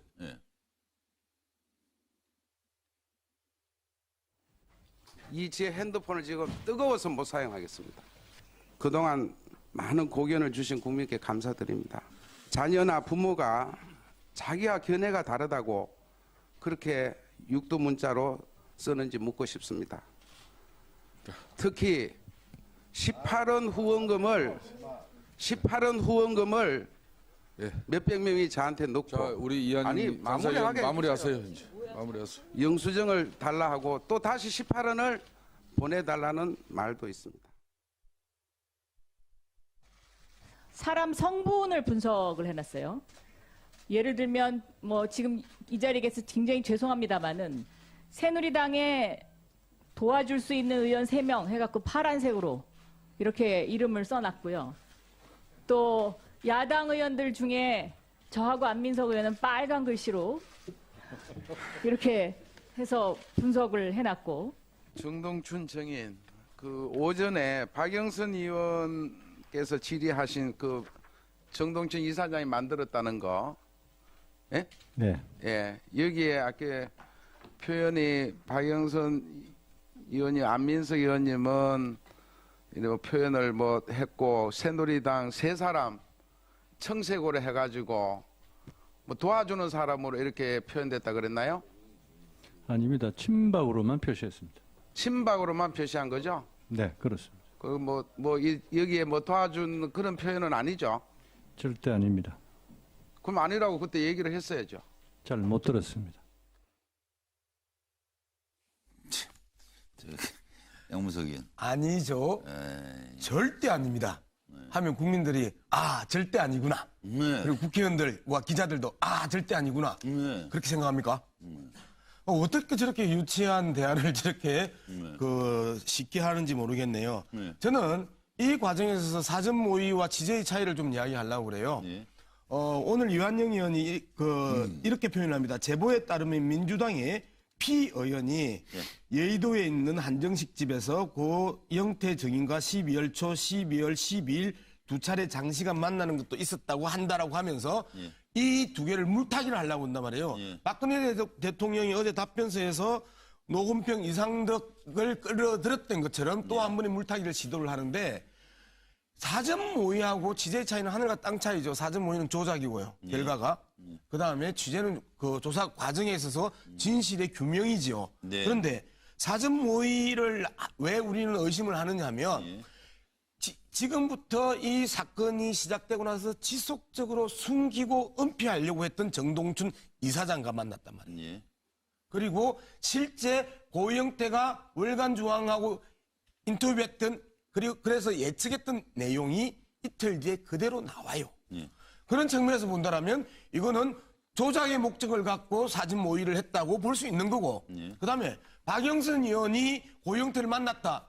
피 의원이라 했는데 제가 보기에는 뭐 신문에 다 박영선 나왔어요. 박영선 의원이라고 하고 이 박영선 의원이 고영태를 만난 건 고영태는 누굽니까? 이 사건의 상당 부분의 내막들을 밖으로 드러내면서 현재의 사건이 전체적인 윤곽을 드러내게 했던 촉발자란 말이에요. 정동춘과 고영태의 역할은 정동춘은 숨기는 사람이고 고영태는 밝혀내오는 사람이었단 말이에요. 그럼 이건 취재지요. 그러면 이 위원으로서 조사를 하는 게 맞는 거지요. 이런데 자꾸 조작의 목적과 조사의 목적을 물타기하면서 나나 박영선이나 뭐가 다르냐 정인들 만난 거 이렇게 이야기를 하면 진짜 곤란해지죠. 아니, 그런데 이제 이 상황을 놓고 말씀. 아니 근데 그거는 거듭 말씀드리지만은 앞서서 어느 누구도 여야 그러니까 예를 들어서 그러면 자 박영선 의원 같은 아까 보면은 정동춘 이사장이 박영선 의원을 만날 일은 없어요. 그러니까 전체 틀로 봤을 때는. 박영수는 예를 들어서 최근에 본인이 공개했던 그 녹음 있잖아요. 최순실과 노부장 노승일 부장. 노승일하고 또 고영태는 이른바 보면 지금 굉장히 우호적 관계에 있고 뭐 그렇게 되는 건데 문제는 사전에 취재를 했던 근데 그것이 무언가를 하다 위증을 교사했다는 것은 용납할 수 없는 얘기입니다. 그러니까 저는 12월 22일 날 이 사람 다 나와야 돼요. 이만희, 최교일, 이완영 물론이거든요. 고영태, 노승일 그다음 뭐 중간에 좀 중간 이런저런 얘기는 유상영, 정동춘, 박헌영 다 팔자 나와서 그야말로 다시 한번 선수하고 얘기하세요. 그리고 특별검사님과 파견 그 특별검사님 보들은 열심히 보시고 바로 수사에 착수하세요. 그러니까 이것은 이번 최순실 게이트 가장 큰 문제점은 우리 국민들이 누구도 서로가 서로를 못 믿는 이런 불신의 사회가 된 거예요. 최소한 이 부분을 끊어서 진짜 만에 하나라도 고검장 출신의 그다음에 무슨 경찰청장 출신의 지방경찰 출신의 이런 의원들이 여당 의원들이 보면은 위증을 교사했다면 처벌받아 마땅한 것이고 반대의 경우라면 엄벌에 처하는 것이 마땅합니다. 뭐 저도 동의를 하는데 뭐 반대의 경우는 엄벌에 처하고 그러면 그 전자의 경우는 처벌을 아니죠. 의원 아니죠. 그 뜻은 아니죠. 분명히 했어요. 분명히 하고 저는 이완영 그 국조위원하고 이만희 국조위원은 사실상 사퇴를 해야 된다고 생각을 해요. 이러한 논란에 빠진 사람이 계속해서 이 자리에 앉아 있는 것도 문제고 두 번째 여당 의원들이 긴급 전체회의 한다니까요. 지금 뭐 결과 나오고. 황평로가 말씀하셨던 것처럼 이 양반들이 국정조사위원석에 앉아서 대질신문을 하는 게 아니고 정인석이나 참고인석에 앉아서 대질신문을 해야 되는 게 맞는 거잖아요. 맞죠. 그런데 여전히 이완영, 이만희 이 두 의원은 국정조사위원실 석에 앉아서 이 부분들을 한다면 서로가 질문할 때마다 존경하는 이완영 의원님, 존경하는 이만희 위원님 이러고 있는 여야의 조사위원들이 제대로 조사할 수 있겠습니까? 그래서 배제와 재촉을 해야죠. 그건 당연히. 왜냐면 그건 당사자이기 때문에 배제하고 재촉을 해서 그 순간만은 일단 국조위원으로서 기능을 정지시키고 그건 증인석에 앉혀야 됩니다. 그렇죠. 당연한 얘기죠. 그 제가 거듭 말씀드리잖아요. 이거야말로 국기에 관한 문제고 대한민국이 어쨌든 국정조사와 감사의 기본 틀을 흔드는 이야기이기 때문에 이런 부분을 해보고 만약에 저는 어떤 경우든 제가 그래요. 생각이 같은 거예요. 그러니까 지금 저랑 오늘 아침부터 똑같은데 그렇게 길게 이야기하시죠. 아니 간단한 거. 이게 둘 중에 한 사람은 죽어야 됩니다. 양쪽에. 죽는데 동의하니까 끝냅시다. 아니 그러고 참 기가 막힌 것이 지금 뭐 7시가 돼가고 있습니다만은 저는 이게 처음에 어떻게 해서 시작된 얘기입니까? 이게 최순실의 국정농단으로 시작된 거 아니에요? 이 모든 사태가. 그래서 그걸 밝히자고 국회에서 특위 만들어서 지금 청문회 하고 있지 않습니까? 근데 거기서 진실을 밝히는 것과 다른 일이 벌어지고 있다. 이것은 결코 국민들로부터 용서받을 수 없는 일입니다. 그리고 한 가지 지금 이 문제가 터져 나오면서 계속 고개를 갸우뚱하게 되는 게 고영태라는 사람은 도대체 정보력이 어디서 나오는 거예요? 뭐 내일 모레 할 거 다 맞추고 의원님들 만나고 다니면서 여기 가서 이 얘기하고 저기 가서 저 얘기하고 특검은 뭘 하나 모르겠어요. 잠깐 준비된 내용 듣고 와서 고영태는 도대체 위증을 예고한 대로 친박 의원들이 청문회 문답을 하고 있다. 그걸 마치 그림으로 미리 봤듯이 예언을 했어요? 어떻게 알았을까요 도대체? 네, 들어보시죠. 좀 전에 말씀드렸죠. 저는 진짜 힘없는 민간이에요. 그냥 그들이 모여서 자기네들끼리 야 그렇게 됐는데 쟤한테도 뭐 하나 엮어버려. 이러면은 그냥 여러 명이서 쟤도 이런 일 했어요 하고 엮어버리면 저도 엮이는 거예요. 맞잖아요. 세상에 지금 현재 이루어진 일이 그 사람들은 세상에 있을 수 없는 일을 만들었던 사람들이잖아요. 그죠? 저는 그걸 옆에서 지금 경험을 했었고 그런 사람들 사이에 있었기 때문에 제가 그런 생각을 안 할 수가 없어요. 다른 분들은 모르기 때문에 에이 설마 그러겠어. 설마를 현실로 만드는 사람들이었기 때문에 그래서 제가 조금이라도 정보를 노출을 안 시키려고 하는 거예요. 오늘 또 알게 된 건 여당 쪽하고 저를 배신했던 애들 쪽 어떤 커넥션이 닿아서 어떤 스토리를 짠다는 얘기 들었어요. 그래서 고영태 뭐 위증 스토리를 만들겠지. 여당 쪽하고 붙어갖고 어떤 자료를 뭐 이랬어요 저랬어요. 그래서 청문회 했을 때 질의응답을 하면 그걸 가지고 다음에 나와서 뭐 위증을 한 것처럼 얘기를 하겠다 뭐 이제 그런 스토리를 짰다는데 제가 그래서 항상 근거 없는 자료 가지고는 얘기 안 하거든요. 내가 진짜 했어도 여기서 들었지만 그 사람이 안 했다 하면 끝인 거거든요. 누구한테 이용당하고 있대요, 지금은? 이완용 쪽이라는데 대체 어떻게 이용당할 예정인가요? 태블릿 PC 뭐 이런 것들 그런 내용을 아느냐 봤느냐 보면 뭐 책상에서 고영태 쪽에 책상에 본 적이 있다 그러면 고영태 거다라고 몰아가려고 한다 이거지. 그치 그 책상에 있다 본 적이 있다 고영태가 잭을 구해달라고 했다 뭐 이런 스토리로 간다는 거죠. 첫 번째로는 태블릿 PC 잭을 구해와라 했다 뭐 그런 걸 얘기할. 최근에 종편에서 문제가 됐던 그 태블릿 PC를 보신 적이 있습니까? 네. 그 말씀은 그 태블릿 PC가 이번에 종편에서 문제가 됐던 그 PC가 맞습니까? 그건 저도 확실하게는 모르겠습니다. 근데 제가 봤던 PC가 종편에 공개됐던 PC라고 그 추정을 하는 이유는 그 태블릿을 고영태 씨가 이제 들고 다녔었고 저한테 충전기를 사오라고 시켰었습니다. 그래서 제가 충전기 아무거나 꽂으시면 되지 않냐 얘기를 했더니 그 충전기가 아니다. 그 일반 충전기가 아니다. 그러면서 보여주길래 그거에 맞는 충전기를 사오라고 저한테 했었고요. 옛날 구형이었다. 네, 그래서 보니까 그 핀이 예전 거였고요. 그리고 아까 그 타블렛 PC 고영태 씨가 쓴 거를 봤다고 했는데 그게 혹시 기종이 뭔지 기억합니까? 뭐 삼성 기종은 국산 기종이었고요. 그러니까 애플 제품은 아니었고. 애플 제품은 아니었고. 네, 삼성이었던 걸로 기억을 하고요. 삼성이었던 걸로요. 네. 그 이유는 왜 그랬습니까? 책상은 왜 남겨놓은 거예요? 책상을 놔두고 나온 이유는 그 최순실 씨 지시였습니다. 그러니까 그 당시에 이미 최순실 씨하고 고영태 씨가 사이가 안 좋은 상태였기 때문에 그거는 고상무 알아서 하게 놔둬라. 지가 알아서 하게 놔둬라. 괜히 건드려서 그거를로 또 괜히 무슨 법적인 걸로 걸고 넘어질 수 있으니까 본인하고 이제 사이가 안 좋아진 후니까요. 지금 들으신 대로 박헌영 과장이 태블릿 PC는 최순실 것이라고 나중에 얘기합니다. 저녁에. 그런데 고영태가 들고 다녔다고 또 했어요. 그 이유는 무엇일까요? 청문회 문답에 대해 고영태는 어떻게 미리 알았을까요? 두 가지 질문을 드리면서 제가 잠깐 정리해드리겠습니다. 대한민국을 뒤흔든 500g짜리 태블릿 PC. 진실 게임이 지금 오가고 있는 겁니다. 고영태 전 WK 이사. 지난 7일 2차 청문회에서 이완영 의원이 묻습니다. 이런 태블릿 PC 들고 다닌 적도 있나? 없습니다. 이완영 의원. 그러면 이 충전기 뭐 이런 활용 문제를 주문받은 적이 있습니까? 없습니다. 그리고 지난 13일 언론 인터뷰를 통해서 고영태가 얘기합니다. 새누리 의원이 박헌영에게 위증하라 지시했다. 이걸 폭로한 겁니다. 그리고 이제 이렇게 진행이 된 겁니다. 박헌영 과장. 지난 15일 4차 청문회 이만희 의원이 묻습니다. 사무실에서 태블릿 PC를 받느냐? 네, 고영태가 들고 다녔고요. 충전기 사오라고 시킨 적도 있어요. 그리고 그날 저녁 박영선 의원이 묻습니다. 그럼 태블릿 PC 누구 거냐?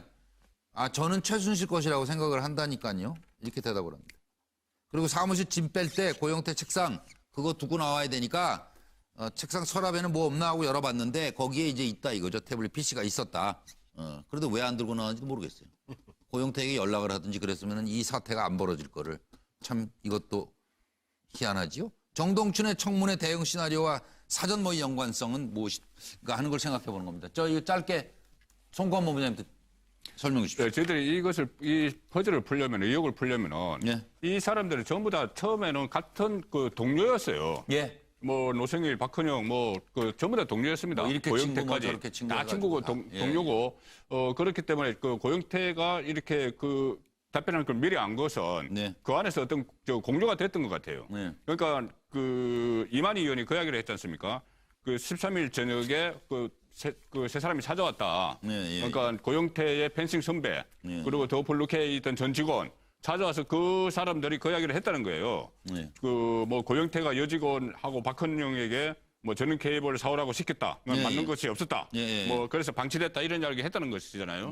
그렇기 때문에 그 사람들과 또 고영태 사이에 또 서로 뭐 이런 말을 할 것이다. 이렇게 공조가 됐다고 그렇게 보는 것이죠. 저는 다른 건 모르겠어요. 아까도 말씀드렸지만은 이 세 사람이 만난 건 12월 11일이고 아까 정동춘과 의원 세 사람이 그 다음에 이완영 의원이 고영태를 상대로 갖다가 청문하는 것은 12월 그로부터 나흘 전입니다. 그 전에 뭐냐니까 거기에 태블릿 PC 얘기가 나오고 충전기 얘기가 나오고 그때마다 일관되게 고영태는 아니라고 얘기하고 있어요. 그런 상태에서 다시 일주일이 지난 12월 13일 이게 굉장히 머리가 아픕니다. 13일에 갑자기 월간중앙 그 기자를 만나서 이렇게 이틀 후에 얘기할 것이다. 가능성 두 가지밖에 없죠. 자기 말을 뒤집을 거라는 걸 알고 얘기하는 아니 이미 7일날 이미 얘기를 했단 말이에요. 그리고 이것을 이를 탄핵한다 그럽니다. 고영태가 말이 거짓임을 탄핵하기 위해서 탄핵 증인으로 나온 게 박헌영이에요. 그러니까 뻔한 거죠. 무슨 얘기할지. 하늘의 기운이 있거나 아니면은 박헌영이 진실이거나.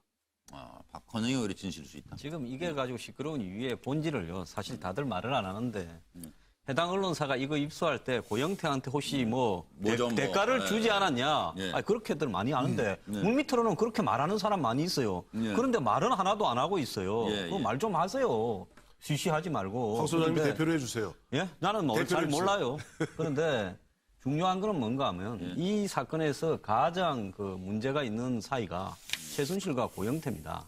다른 사람들은 좀 일관돼요. 그런데 최순실과 고영태는 가장 가까운 사이인데 또 서로 간에 헤어졌다가 다시 만났다가 종편에 통으로 갖다 줘도 그다음에 또 이 고영태한테 수금해오라고 대기업에 일도 시켜요. 이런 사이라는 건 이건 최순실이 고영태 집에 가서 몇 천만 원을 들고 가도 고영태는 고발도 안 하는 고소도 안 하는 이런 사이입니다. 그러니까 결국은 고영태가 최순실의 문제를 처음부터 끝까지를 가장 잘 아는 사이다. 둘이 만난 시점도 저는 속이고 있다고 보고 있습니다. 굉장히 거죠, 오래된 사이다라고 보고 있습니다. 그렇기 때문에 고영태는 내부 인맥을 통해서 최순실이 아는 사람은 일줄 다 알고 있다. 그래서 고영태한테 이런 어떤 폭로가 나오는 거고요. 지금 저 재단이 없어진 게 아니라 아직도 직원이 월급 받고 비대위까지 구성되어서 허구한 날 모여서 이렇게 자기들끼리 회의도 하니까 거기에서 이런저런 관계 이야기가 고영태한테도 건너가지 않겠습니까? 그다음에 왜 그러면 박은영이가 태블릿 PC가 최순실 것이라고 하면서 고영태가 들고 다녔다는 거는 그거는 중간에 고영태를 거치면서 고영태가 사실상 자신의 소유로 만들었다가 그 안에서 조작을 해서 언론사에 넘겼다. 이렇게 되면 그 증거 능력이 없는 거 아니냐. 이 이야기하고 싶어서 그러는 거죠. 제가 할까요?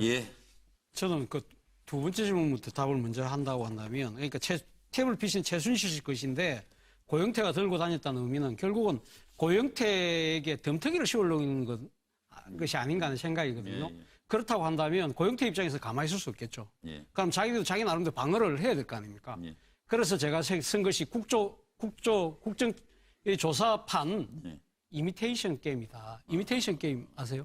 영화 제목이죠. 영화 제목이죠. 2년 전에 나왔던 영화 제목인데 이 이미테이션 게임이 무슨 영화냐면 2차 대전 때 독일군의 암호 에니그마를 해독하기 위해서 앨런 튜링이라는 뛰어난 수학자가 그 아주 지금 치면 슈퍼컴퓨터의 초창기 모델을 만들어내는 그 이야기인데 제가 왜 그 이야기를 했냐면 지금 현재 고영태 씨 그리고 고영태 씨의 반대쪽에 선 사람들 일종의 치열한 첩보전과 암호전을 벌이고 있는 거죠. 그러다 보니까 고영태 씨 나름대로 자기 나름대로 안테나 세워놨을 거 아닙니까? 그게 걸려든 거죠. 마찬가지로 고영태 씨가 박영선 의원을 만났다는 부분도 반대쪽에서 또 그런 식으로 또 첩보전에 또 걸린 거죠. 일종의 지금 현재 서로가 죽고 살기식으로 치열한 경쟁을 벌이면서 치열한 암호와 첩보전을 벌이는 과정에서 양쪽에서 서로 다 걸쳐있는 사람들이 이야기를 또 건네주고 듣는 과정에서 아마 캐치한 것이 아닌가 하는 생각입니다. 그렇게 똑똑하나? 저분들이 그렇게 똑똑하나에 대한 그러니까 이거 근본적인 질문을 할 수밖에 없고 그리고 저는 아주 심플하게 봤습니다. 인신밀은 이사장하고 그다음에 분노하고 있는 내부자들이 그러니까 두 파로 갈린 거죠? 갈리진 거잖아요. 두 파로 갈린 거예요, 안에서. 쉽게 이야기하면 인심이란 정동춘하고 인심 얻고 있는 고영태지요. 그리고 박근영 이야기는 실수지요. 어쨌든 고영태 거라고 정리를 해가고 있었고 그런 뉘앙스를 이만희 그다음에 박근영 아니 이만희 의원하고 박근영하고 계속 이야기를 하면서 사실 누가 들어도 저거 고영태 거네 그런 느낌을 갖는데 저녁에 갑자기 박영선 의원이 누구 거라고 생각합니까? 했더니 최순실이 툭 튀어나왔단 말이에요. 전 무슨 이야기냐면 저는 이 과정에 있어서 철저하게 준비 못한 박근영의 실수다. 그리고 갑자기 던지고 세게 치고 나올 때 진실이 튀어나온 것 아니냐. 원래 저녁 먹고 나오면 좀 흐려져요, 정인이. 그렇죠. 우리가. 저녁 먹고 저도 정문에 자주 가봤는데요. 저녁 먹고 나오면 먹고 하면 상당히 좀 같이 포근한 분위기야. 한 잔 먹고 갔죠? 저녁 때는. 그런 걸 물어봐. 저녁 먹으면서 이 문제의 핵심은 위증 교사입니다. 위증을 했느냐, 위증 교사를 했느냐, 이건 반드시 특검에서 밝혀야 됩니다. 위증을 교사했느냐, 아니면 누가 위증을 했느냐. 그러니까 결국은 이게 뭐예요? 저희가 헷갈리게 만드는 거는요. 이건 국정농단에서 시작해서 국회농단하는 겁니다. 그렇지 않아요? 국회를 우습게 보고 국민을 우습게 보지 않고서야 진실을 자꾸 이렇게 돌리게 하면서 국민 헷갈리게 하지 마세요. 특검에서 반드시 누가 거짓인지를 밝혀내야 할 것입니다. 7시 12분 이제 정신 똑바로 차리고 프로포폴의 진실에 다가가 봅니다.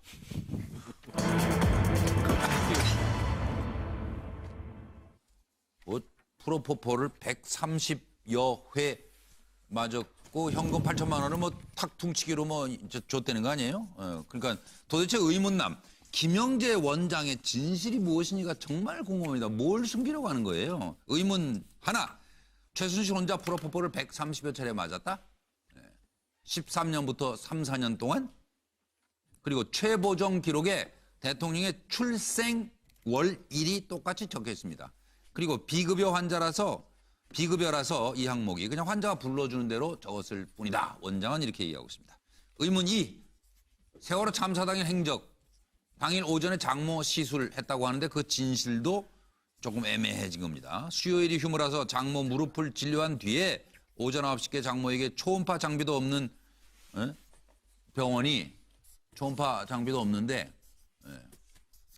자가혈소판 풍부혈장 시술을 했다?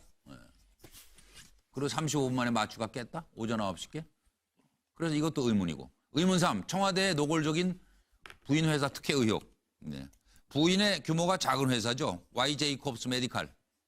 대통령 순방에 동행하고 청와대는 또 이 회사 화장품을 전부 다 선물로 쓰고 신세계 신라 면세점도 입점하고 이 비슷한 기업하는 분들한테 가서 물어보세요. 신세계 면세점, 신라 면세점 들어가기가 별거 아니죠? 한번 물어보세요. 대한민국에서 면세점 들어가는 건 중소기업 조그맣게 하면 화장품은 괜찮으면 다 들어가는 거 아니에요? 물어보세요, 가서. 그 제일 좋은 목에 제일 좋은 목 좋은 자리. 목 좋은 자리. 중소기업을 지능해야 돼. 중소기업. 누구나 그 자리 차지하고. 근데 그때 이제 아무도 들어가는 사람이 없다니까 이 회사가 들어간 것 같아요. 그리고 산업통상자원부는 부인 회사에 수술용 봉합실 연구개발비로 3년간 15억 원을 지원했습니다. 자, 하나하나 의혹을 좀 따져보도록 하겠습니다. 왜 혼자 프로포폴 130여 차례를 맞아야만 했을까? 아시는 분 꼽았는데요. 제가 꼽은 김에 그냥. 그리고 이것은 병원 공급가를 확인해 보니 앰플당 15,000원이랍니다. 130여 회를 맞았다. 그리고 8천만 원을 냈다. 그래서 거꾸로 나눠보니까 회당 61만 원어치 돈이 되더라고요. 뭘 딴 걸 또 맞았는지 뭐 미용, 피부 미용, 시술을 했는지 들어보시겠습니다. 그동안 체보증 감행을 통해서 김영재 의원에서 130회가 넘는 의료 시술 행위가 있었습니다. 물론 거기에는 프로포폴이 사전 투여되고 시술이 있었죠. 그렇게 해서 사용 지출된 의료 비용이 8천만 원이 넘습니다. 그 8천만 원이 넘는 의료 시술 비용을 전부 현금으로 결제가 이루어졌다는 사실을 확인했습니다. 그러니까 제가 드리는 의문대로 프로포폴만 병원 공급가 15,000원짜리를 회당 지금 뭐 8천만 원 냈으니까 130에 회당 61만 원 돈이 나갔는데 프로포폴만 한 대 맞고 그냥 주무시다 간 게 아니다 이거예요. 그러면은 최보정인가요? 이 사람의 진료 기록이 더 밝혀져야 국민의 의혹이 풀리는 겁니다. 그렇지 않아요? 저는 무슨 시술을 한 건지 매주 가서. 그날 그 현장 점검하면서 막 그 생 목소리 나올 때 한참 웃었어요. 그러니까 막 그 당시 보니까 야당 의원들이 이거 내놓으라고 말이지. 그러니까 이 의원님 아시는 분도 있어요 그러잖아요. 그쪽에서. 왜가 왜냐니까 이게 보면은 정상적으로 우리가 급여라고 그러죠. 보면은 의료 건강보험을 통해서 뭐 받는 그런 것이 아니라 이러면 사치한 거예요. 그러니까 비급여니까 보면 비급이니까 이게 최보정만 있지 않을 거예요. 최보정, 김보정, 이보정, 박보정. 뭐 보정 어마어마한 보정들이 있을 거고 그 보정들에는 인기 연예인도 있을 거고 이른바 고관대장 부인들도 있을 거고 등등등등등등. 고객 보호. 그다음에 현금 박치기 했다는 얘기는 둘 중에 하나죠. 뭐. 우리 황장 소장이 늘 말씀하시는 실제로 보면은 돈 안 받고 퉁친 거거나 아니면은 현금 박치기해서 탈세. 그러다 보니까 이게 최보정, 김보정, 박보정, 이보정이 한두 명이겠어요. 아마 모르게 모르면 몇백 명이 될 겁니다.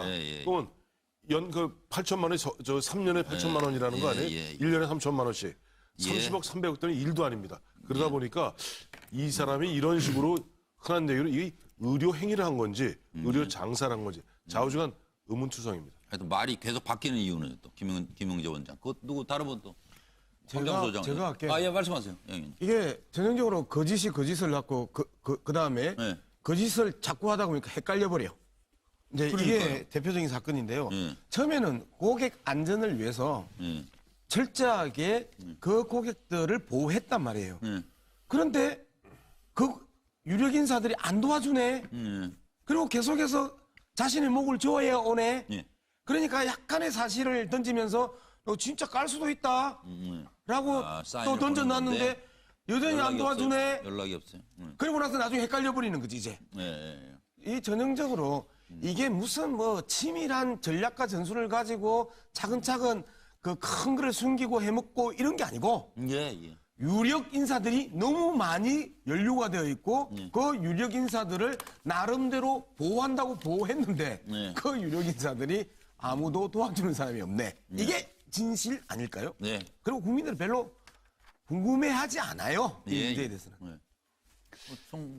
그러니까 김영재 원장이 어떤 그 유력 인사들을 보호하기 위해서든 아니면은 그 8천만 원 현금을 받고 탈세를 한 것을 막기 위해서든 그 감형 진료를 해서 그 의료법 위반을 막기 위해서든 이렇게 본인 방어를 치고 있다면은 그것은 그 뭐 검찰에서 밝혀내면 될 일인데 이것이 본인 방어를 치르다 보니까는 박근혜 대통령의 7시간에 막 쏠리는 거예요. 모든 것이. 그러니까 최보정이라는 이름으로 뭐 8천만 원 일주일에 한 번 맞았던 열흘에 한 번 맞았던 이 시기는 어쨌든 그 박근혜 대통령의 취임 이후이기 때문에 박근혜 대통령과 직접 관련 없다고 봅니다, 저는. 이 부분은.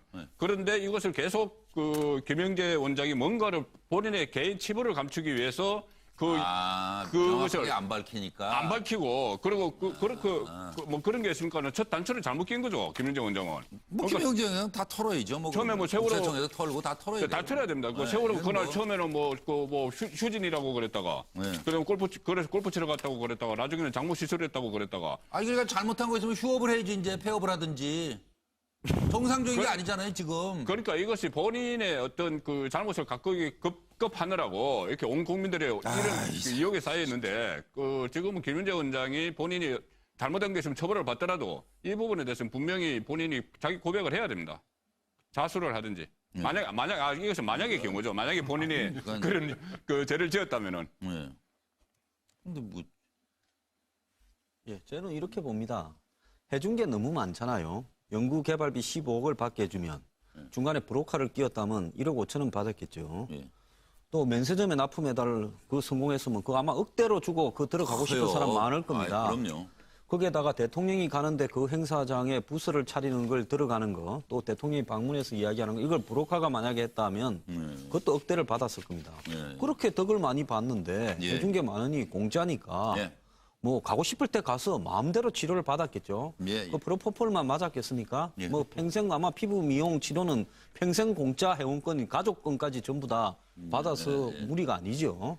그러니까 혼자 했을 수도 있고 혼자 했다면 또 너무 많잖아요, 횟수가. 어떻게 많아요. 매주 하라 해도 귀찮아서 못 갈 수 있죠. 그러니까요. 돈 끊어놓고 비싼 돈 주고도 회원권 끊고 못 가는 경우가 많은데 그러니까 나눠도 쓰고 그거 가면 공짜니까 이렇게 하지 않았겠습니까? 아니면은 저 최보정이라 그래놓고 딴 사람 한 거를 최보정한테 다 갖다 올려놨는지도 몰라요. 그런데 이제 그것도 몰라요. BRP 수술 문제가요. 이게 그 관절용으로도 하고 피부 미용용으로 하는데 이게 사실 이 국내에서 치료용으로는 불법이고 피부 미용에만 좀 하게 돼 있는 부분입니다. 자가혈소판 풍부혈정이라는 거, 돈을 받으면 장모한테 불법이에요. 거. 아직 그 미국에서는 이게 부분에 대해서는 사실상 금지를 하고 있습니다.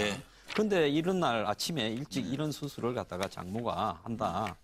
그래서 이 부분에서요. 장모하고 하려면 장모가 통화한 게 있을 거 아닙니까? 내 그거 가서 좀 받자. 그래 오시오. 뭐 이렇게. 그렇죠. 그러니까 통화 기록 다 보고 통화 기록 보면 기지국 중계 다 나와요. 영장 떼면. 그러면 저기 김영재가 어디 있었는가 위치도 다 나옵니다. 맞아요. 그렇기 때문에 특검 가서 조사하면 이거 밝혀지는 거 제 시간 문제라 봅니다. 아까 우리 조기 전에 그 말씀 듣고 나니까 최보정이 그럴 수도 있겠네요. 가족 회원권. 그러니까 최보정이 최순실만이 아니고. 아니 가족은 뭐 여러 사람이 다 가져가니까. 다 쓸 수 있는 거. 다 쓸 수 있는 게 저 최보정한테 간 거지. 그렇지 않고서 어떻게 일주일에 한 번씩 이렇게 60만 원 돈 들어가는 시술을 매주 해요. 이거를. 그래서 넘어가요? 저는 하신 말씀이. 그래서 저는 뭐 지금 쓴 이유는 불가사이다. 도저히 이해가 안 된다. 뭐 그렇습니다. 여러분들 다 말씀하셨으니까 그 모든 의혹들이 도저히 제 상상력, 제 이 논리력, 추리력으로는 이해가 되지 않는다. 말 그대로 불가사이다. 요거 하나. 은폐 작전도 아주 치밀했다. 이걸 한번 살펴보도록 하겠습니다. 최순실 변호인이 말했습니다. 안종범 모른답니다. 최순실과 안종범 전 수석은 서로 모른답니다. 이렇게 말한 이유. 그리고 안 전 수석이 김필승 이사 소환 전날에 검찰 수사 대응 문건을 제공했습니다. 이건 어떤 도대체 일들이 벌어지고 있었던 걸까요?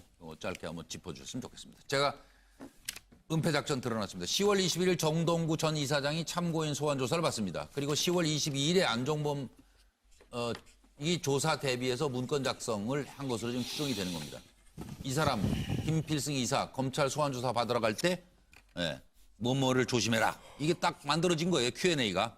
그리고 10월 23일, 27일 최순실이가 독일에서 지인에게 전화합니다. 이 중에 하나가 이제 노승일 부장인 거죠. 그리고 10월 27일 최순실이 세계일보와 인터뷰를 하고 이성한이 5억을 요구하는 이상한 사람이다. 그리고 나는 공황장애이고 심신이 미약해서 귀국이 어렵다. 그런데 사흘 뒤에 급거 회복이 됐는지 바로 들어옵니다. 그리고 31시간 왔다 갔다 하다가 검찰에 출두합니다. 11월 2일 안종범 검찰 출두, 그리고 6일에 구속됩니다. 정호성도 같이 이때 구속됩니다. 이때 일막이 끝난 것 같아요. 상황 정리가. 그리고 귀국 전에 한국 지인과 통화해서 이걸 왜 못 막았어. 그러니까 정동춘, 김필승이 막으려 했는데 그 정현식 사무총장 있는 사람이 너무 완고해가지고 안종범 수석이 모금에 개입했다 이렇게 폭로하게 된 거예요. 그러니까 이 얘기를 좀 짜보고 아는 지금 뭐라 그러는데요? 어제 기사로는 교체될 것 같이 교체가 나오더라고요. 이렇게 해서 이제 지금까지 흘러온 겁니다. 그 가운데 8개는 대통령과 안종범 수석, 피고인 3자 공모 형태로 되어 있습니다.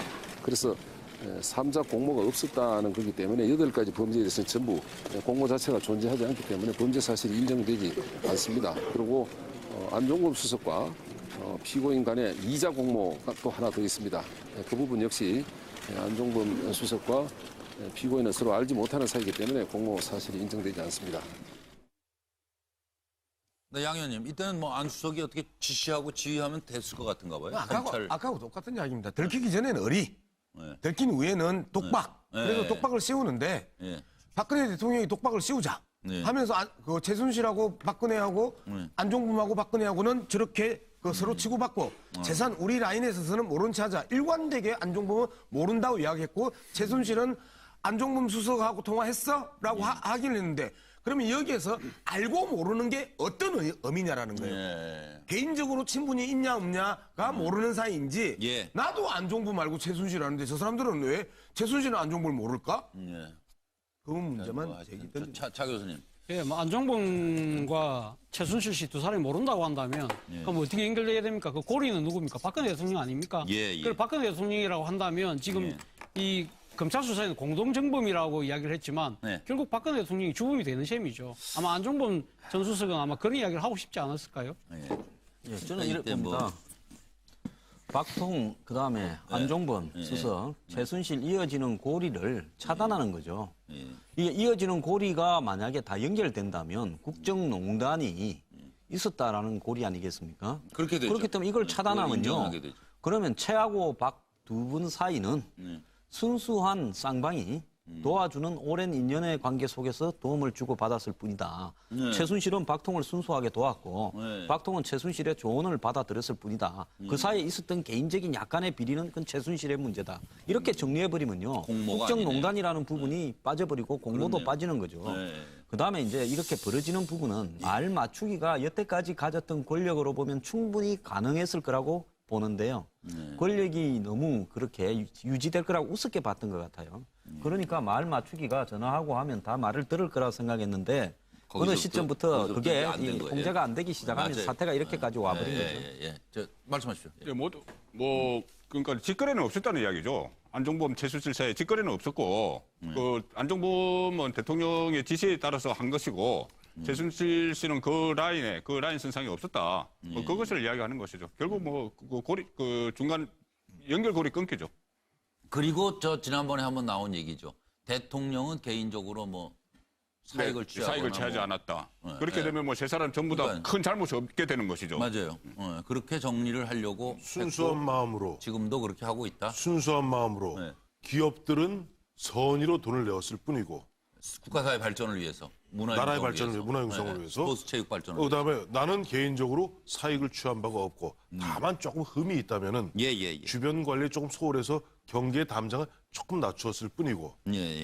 근데 이런 상태 쭉 하니까 또 최순실이 그런 얘기하겠죠. 저는 그냥 대통령께 이러저런 그냥 건의만 드렸을 뿐인데. 그러면 또 안종범 수석은 나는 대통령이 지시하신 부분을 갖다가 그야말로 문화융성과 창조경제에서 열심히 집행했을 뿐인데. 그런데 왜 탄핵을 하려고 그러는 거예요? 그러니까 그리고 국회에서는 왜 보면은 왜 이상한 5개, 13개 항목을 걸쳐서 나를 갖다 왜 탄핵하려 하는지. 그러게요. 그러니까 1차 다 부인했잖아요. 그러니까 국민들이 알고 있다는 걸 저 사람들만 몰라요. 그래서 이 부분에 처음 이 사건 초기에 심재륜 전 고검장 있지 않습니까? 이 사건을 딱 보더니 어느 언론 인터뷰에서 이 사건은 지극히 원시적인 사건이다. 아니 그러면서 최근 나온 것이 일해재단, 유경재단하고 패턴이 똑같다는 말이 나오지 않습니까? 너무나 원시적인. 그리고 너무나 어떻게 보면 조잡한. 그래서 국민이 대단히 불쾌한 일이 빨리 마감되기를 바라면서 오늘 수사 마칩니다. 5분 수고하셨고요. 시청해주신 여러분 고맙습니다. 다 했잖아요. 이런 식으로 지금 맞받아칠 수밖에 없는 상황이지 않습니까? 일종의 형사사건에 복수의 혐의자들이 있을 때 서로 형량을 축소하기 위해서 떠넘기는 전형적인 재수 딜레마의 게임을 보는 것 같은데요.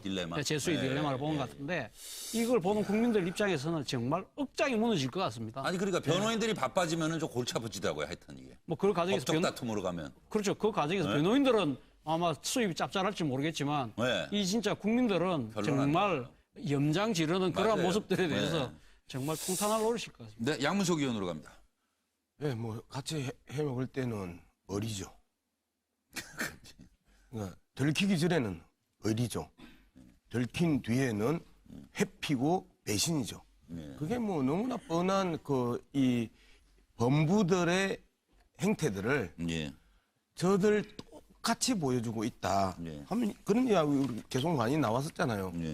피보다 진한 물도 있더라. 그럼 연좌제 맞네. 문고리 3인방은 피부인데 최순실은 5장 6부라더라. 권력 서열 1위는 최순실이라더라. 예. 이 모든 이야기를 이제 없었던 일로 하고 다 엎어버린 거잖아요. 그 다음에 어려울 때 곁에서 도와준 사람이 어느 날 갑자기 시녀 같은 최순실이 되더니 갑자기 최근에는 어제는 키친 캐비넷으로 대한민국 유일한 키친 캐비넷이 됐단 말이에요. 다음 질문에 있어요. 예. 그런 측면을 봤을 때는 똑같은 것 같아요. 처음에는 안종범 안종범 수석이 박근혜 대통령에게 다 떠넘겼고, 그리고 순차적으로 박근혜 대통령이 최순실한테 다 떠넘겼고, 침묵하던 최순실이 나만 홈박 쓸 수 없다는 판단을 이제는 했고, 그러면서 다시 박근혜 대통령에게 뒤집어 씌우는 이러한 3인 간에 있어서의 아주 재미있는 범부들의 고자질 경쟁이 시작됐다. 이막이 오른 것 같아요.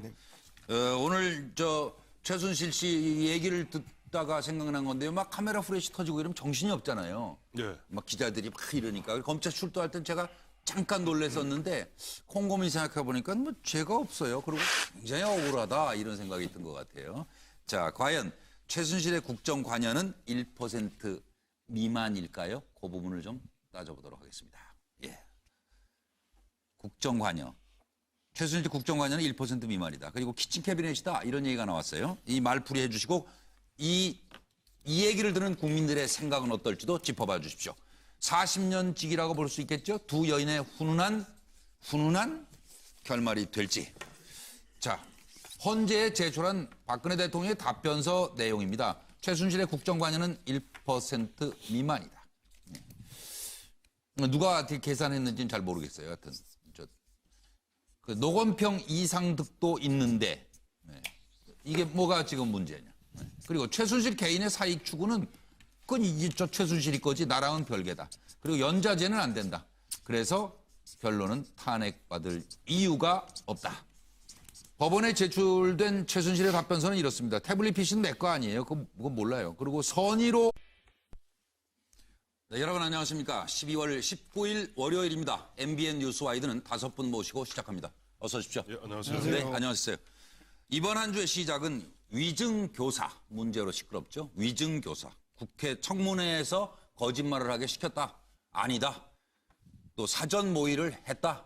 안 했다. 그러고 시끄럽게 시작이 됐습니다. 잠시 후 누구의 말이 거짓인지 따져보도록 하겠습니다. 그럼 먼저 죄가 없다는데요. 최순실 씨부터 만나봅니다.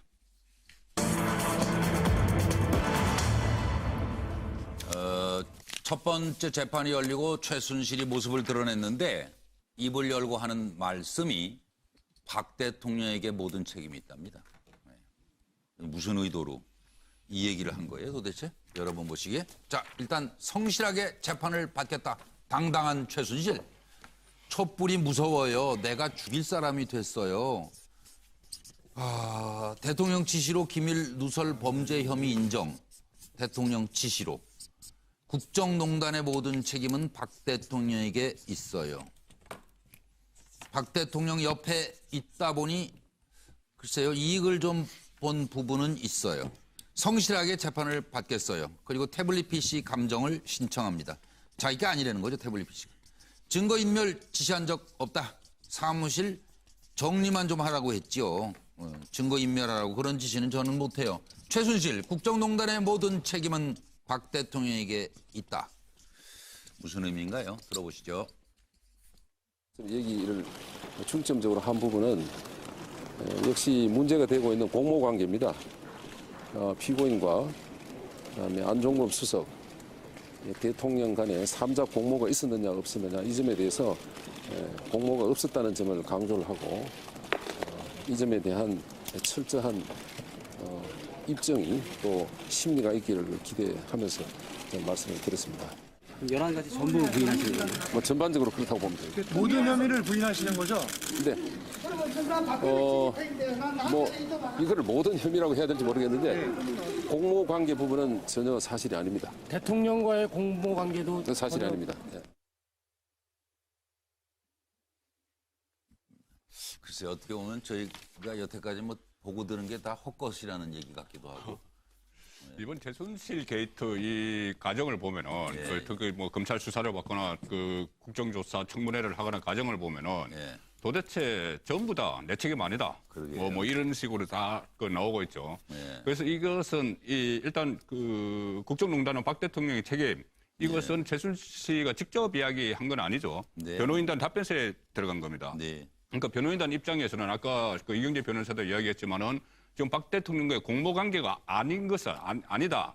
여기에 초점을 맞추고 있기 때문에 그 우리가 공모할 수 있는 그런 위치에 있지 않았다. 박근혜 대통령과 그거죠. 그러니까 변호인 입장에서 최순실 보호를 하기 위한 것이죠. 대통령이야 뭐 어떻게 되든 말든. 그 최순실 씨 변호인은 그거는 뭐 상관없지 않습니까? 그러니까 최순실 변호를 위해서 계속 우리는 깃털이다. 그 몸통은 대통령이다. 이 주장을 하는 것이죠. 근데 지금까지 역대 모든 게이트 지금은 뭐 보았을 뿐입니다. 이익을 조금 본 부분은 인정을 뭐 할게요. 뭐 그거는. 그리고 국정농단은 그건 공적 책임 있는 대통령이 다 지셔야죠. 40년 지기 두 여인 박 대통령과 최순실 앞으로의 관계는 그동안의 관계도 궁금하긴 합니다만. 탄핵소추 반박 답변서에 나온 얘기죠. 언론에 제기된 의혹 대부분은 미르재단, K스포츠재단, 최순실 이권 사업 등에 국한되어 있을 뿐이다. 그리고 이는 피청구인이 대통령으로서 수행한 국정 전체의 극히 일부분에 불과하고 피청구인은 최순실의 이권 개입을 전혀 알지 못했다. 1% 미만은 아셨다는 얘기인가요? 어떻게 되죠? 이거 이따 좀 설명해 주세요. 그리고 대통령의 국정 수행 총량 대비 최순실 등의 관여 비율 계량화한다면 뭐 이런 계량 수식이 있습니까? 그것도 누가 아시는 분 있으면 얘기해 주세요. 1% 미만이 되고 그 비율도 소추기관인 국회에서 입증해야 할 것이다. 국회가 머리 아프겠는데요. 이걸 어떻게 계량화해서 입증을 할까요? 들어보시죠. 단 한순간도 저의 사익을 추구하지 않았고 작은 사심도 품지 않고 살아왔습니다. 지금 벌어진 여러 문제들 역시 저로서는 국가를 위한 공적인 사업이라고 믿고 추진했던 일들이었고 그 과정에서 어떠한 개인적 이익도 취하지 않았습니다.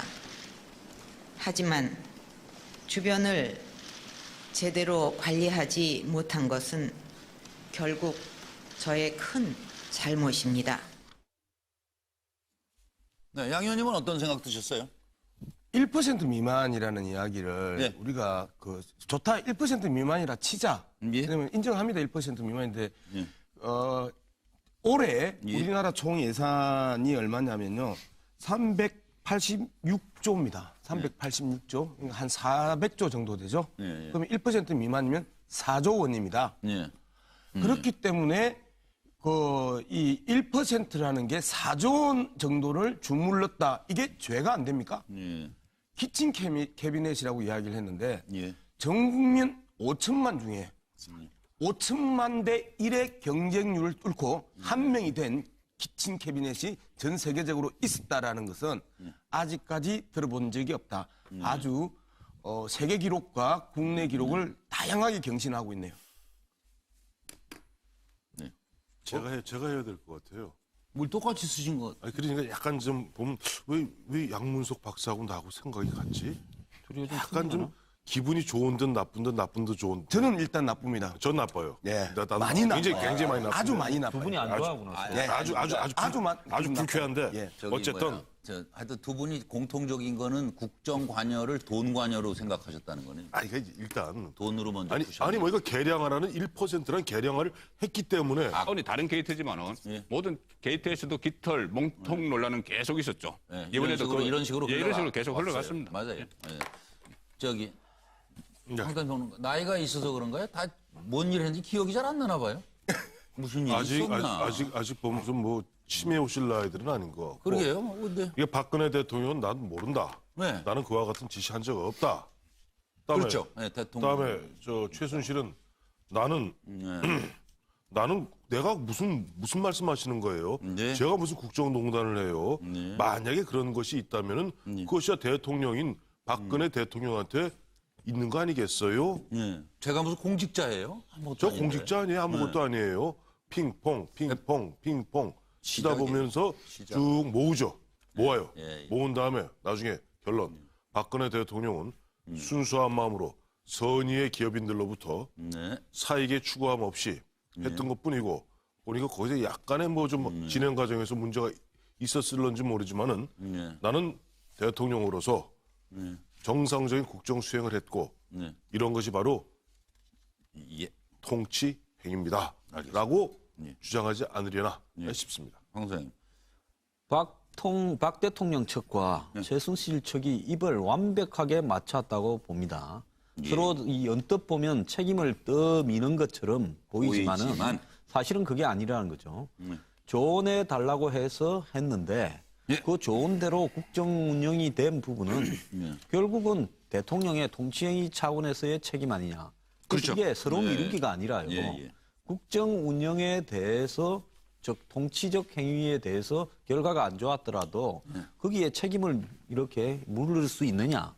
다만 내가 잘못한 거라고는 조금 이해를 추구해서 덕을 좀 봤을 뿐이다. 그리고 대통령은 뭐라 했습니까? 최순실 씨가 개인적으로 좀 잘못한 부분이 있다. 또 일치하잖아요. 그러니까 잘못은 극소수화하고 나머지 큰 부분은 재단 운영이나 또 이 기밀 유출, 자료가 빠져나간 거, 그다음에 무슨 장관을 누구를 해야 하느냐 뭐 이런 거, 이런 거는 전부 다 국정 운영의 부분이다. 정확하게 일치하는 이야기를 진술하고 있다 봅니다. 네. 최정 교수님. 저는 이에는 이, 눈에는 눈이라는 거, 함부라비 법전에 나오는 그 원칙을 최순실 씨가 지금 사용하고 있는 것이 아닌가 하는 생각입니다. 그래요? 어제 그 공개된 대통령의 그 탄핵 소추안에 대한 답변서를 보면 이런 이야기가 있습니다. 헌법상 연좌제 금지를 위배했다. 그 이야기, 왜 그 이야기를 했겠습니까?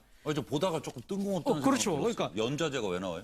최순실 씨가 한 모든 행위가 사실은 최순실 씨가 박근혜 대통령과의 친분을 이용해서 이렇게 전부 다 박근혜 대통령이 책임을 떠넘기는 것은 헌법상 연좌제의 원칙을 벗어났다고 이야기하는 거죠. 그건 무슨 이야기냐면 최순실 씨가 다 했는데 그 책임을 박근혜 대통령이 최순실 씨하고 친분이 있다고 해서 내한테 덮어씌우는 건 말이 안 된다 이야기잖아요. 다 했다고는 또 없어요. 거기 자세히 읽어보면. 그러니까. 근데 지금 이제 모든 책임을 최순실 씨한테 지금 떠넘기는 하나의 그 논리잖아요. 그렇다고 한다면 최순실 씨가 이 이야기를 들었는데 그럼 자기가 온빵 뒤집어 써야 되는데 그럼 어떻게 하겠습니까? 이에는 이, 눈에는 눈처럼 아니에요. 이건 사실은 나한테 씌워요. 박근혜 대통령 그래서 세운 게 이제 예산. 아니 국정 운영에 나머지 뭘로 하겠습니까? 왜 그렇죠. 장관 한 사람의 몫을 자리를 얼마로 따지겠습니까? 수석 한 사람의 자리를 얼마로 따지겠습니까? 차관 한 사람. 결국 우리가 지금 계량할 수 있는 것은 우리 2017년도 예산이 400조니까 1%면 약 4조 가량 된다. 그게 전부는 어떻게 그렇게 비슷하게 생각을 하지? 그러게요. 아이 기분 나빠. 그다음에 두 번째 키친 캐비넷인데 딱 한 명이잖아요. 지금 늘 혼밥하셨던 박근혜 대통령이 유일한 키친 캐비넷 한 명인데 저는 만약에 변호인들이 저한테 그저 황태순 선생 그저 내가 이렇게 인용해도 될까요? 하고 이렇게 이제 보니까 이렇게 별표해갖고 25쪽짜리 읽어보니까 이렇게 저렇게 썼던데 그러면 저는 이렇게 쓰지 말라고 그랬을 거예요. 왜 1%라고 그래요? 1%라고 국회 극히 일부분이나마 개입을 인정함으로써 일단 박근혜 대통령이 최순실의 국정농단한 부분을 알고 있다는 걸 인정해버리는 꼴이 되죠. 그래서 제가 아까 그랬잖아요. 몰랐다고 그랬는데 1% 미만은 그럼 알았다는 얘기냐 그랬잖아요. 그러니까 제가 바로. 그 1%는 4조란 말이에요. 지금. 그러니까 저 같으면 천부당 만부당한 일이며 원래 그렇게 잡아뛸 때 잡아뛰는 거예요. 그다음에 키친 캐비넷. 왜 노건평 씨나 왜 이상득 씨를 갖다 왜 거기다 들먹여요. 형제인데. 그것보다 차라리 노무현 대통령 당시에는 키친 캐비넷으로 박연차, 강금원 등이 있었고 이명박 대통령 당시에는 천신일 세종 나무 세종나무 여행사 사장 이름 있었다라고 쳤어야지 형제를 갖다 쓰니까 이상하잖아요. 그것도 연좌제까지 나오고. 차정 교수가 하시죠. 근데 그 키친 캐비넷이라는 그 용어가 우리 언론에 처음 보도된 건 제가 기억으로 2004년입니다.